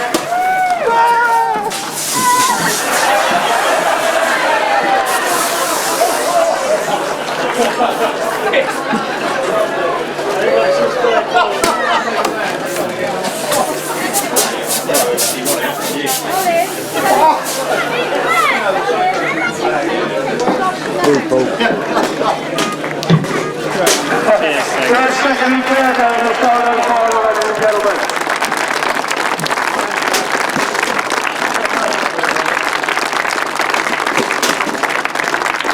The 1000cc sidecar presentation. In third place, this is confirmed, there was no problem with this finishing at all. They finished third place last year, they finished third place again this year. The reigning 1000cc Master champions, Rob Bradley and Sean Simpson.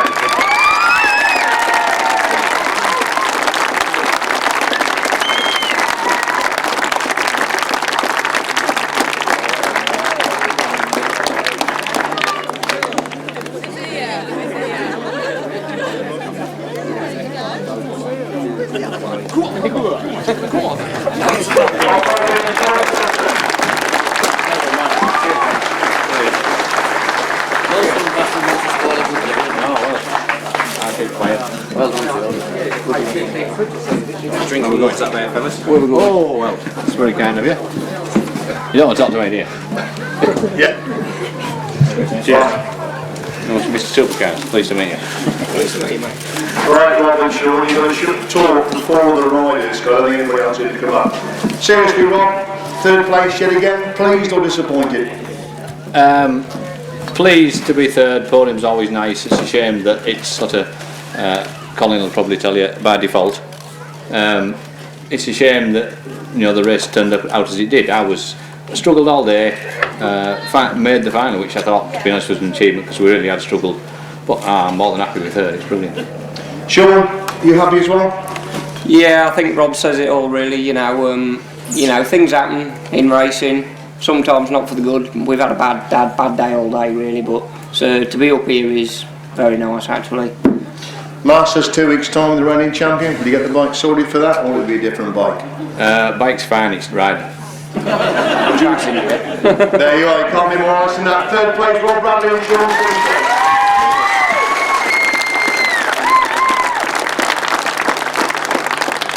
Right, second place, and this is as Reg said, as the line judges saw it. If it has to be altered, it has to be altered. But in second place, Rod and Gareth Winterburn.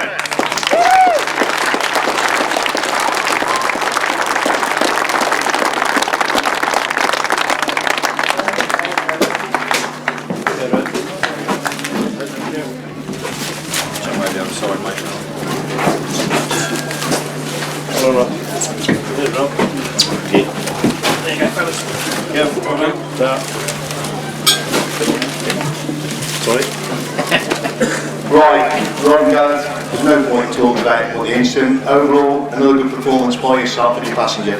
Yeah, very well. Impressed. Just relieved to finish the right way up. Gareth? Yeah, it's relieved to get around the track all 3 wheels. It was a bit rough, but it was a good track. Now, obviously, the Masters are a couple of weeks away. I think it's fair to say you're probably the most improved crew in the country at the moment, and obviously looking forward to the Masters. So everybody keeps telling us, yeah. Yeah, we're looking forward to Masters. We'll see how we go. We've never done much there. We always cock up in the final, but we'll try our best. We'll see how it goes. Ladies and gentlemen, second place, Ron Gareth Winterburn.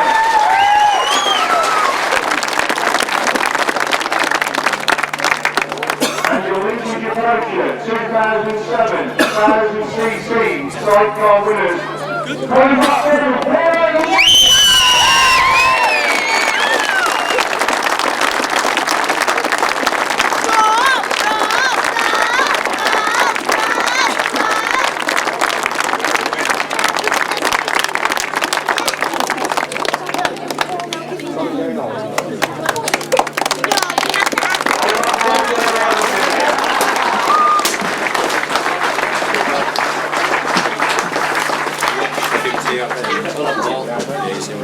One next step as well, mate. Well done, dude.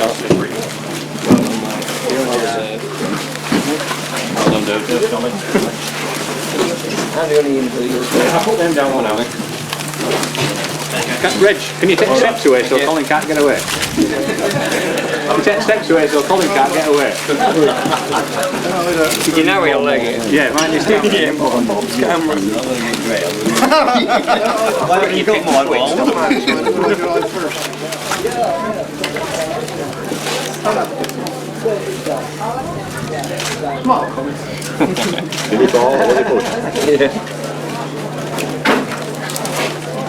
Colin, I spoke to you at the start. You said you got 3 outfits. You didn't think any of them were quick enough for this afternoon. You put in a tremendous afternoon's racing.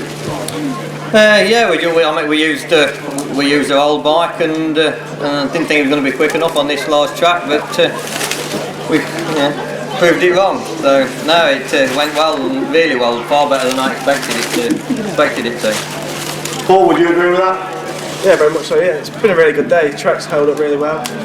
Race brought great beats on again. Yeah, it's been a great day.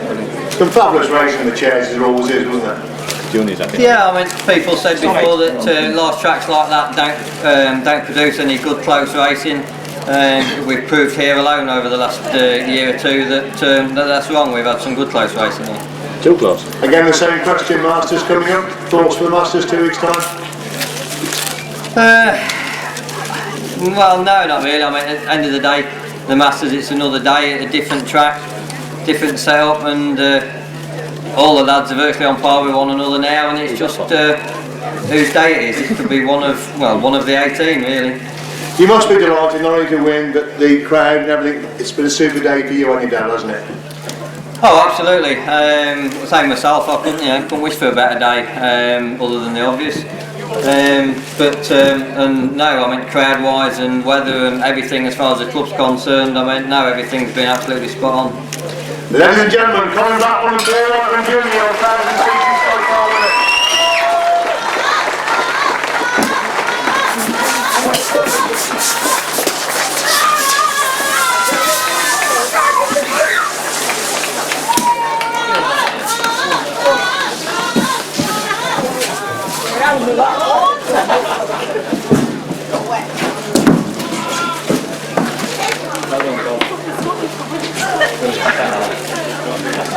Okay, that does conclude the presentation, ladies and gentlemen. That is as far as we can get to the results of the chairs. Third place is confirmed.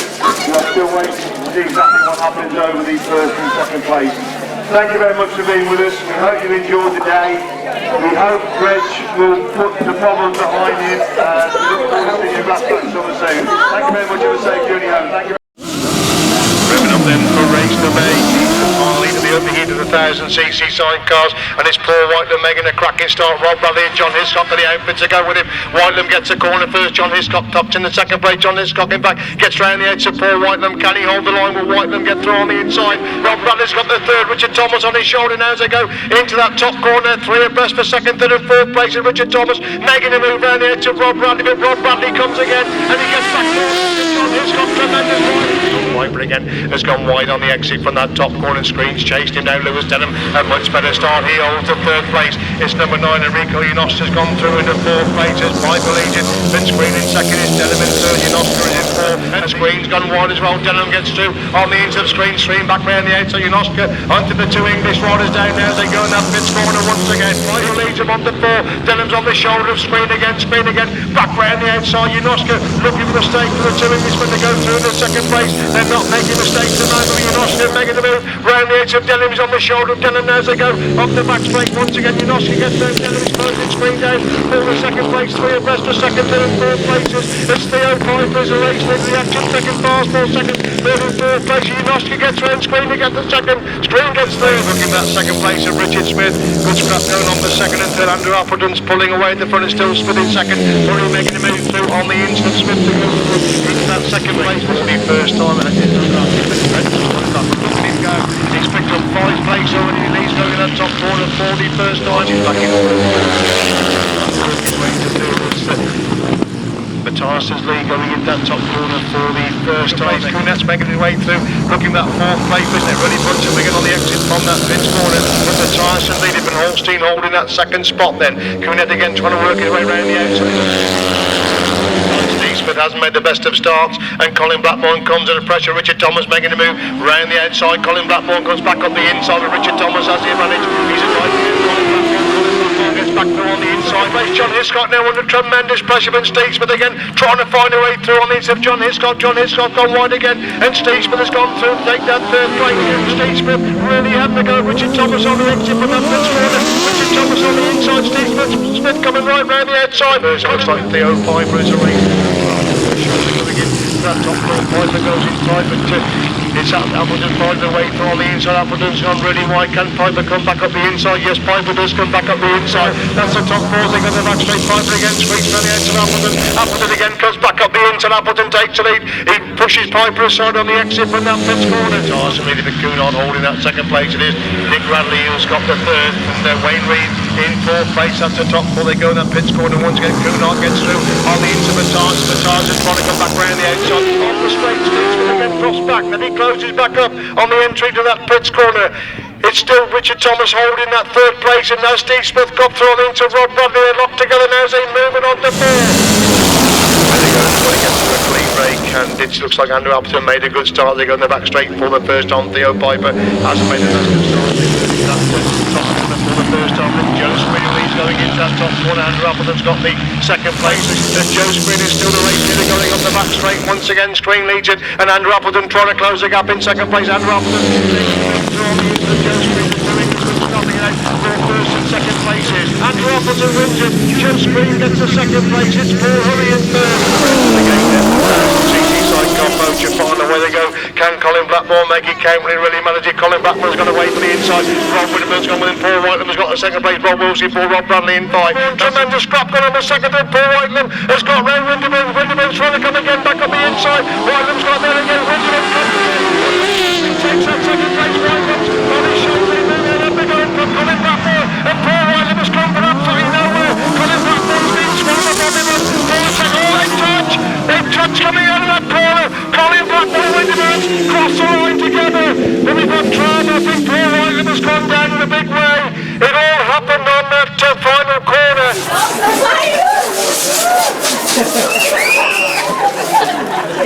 You must have enjoyed yourself again this afternoon. Did I bugger it, mate? Is the hardest meeting I've done all year.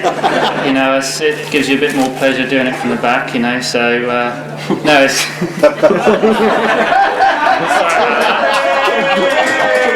Would you like to rephrase that? No, I mean, crowd-wise and weather and everything as far as the club's concerned, I mean, no, everything's been absolutely spot on. Ladies and gentlemen, Colin Blackmore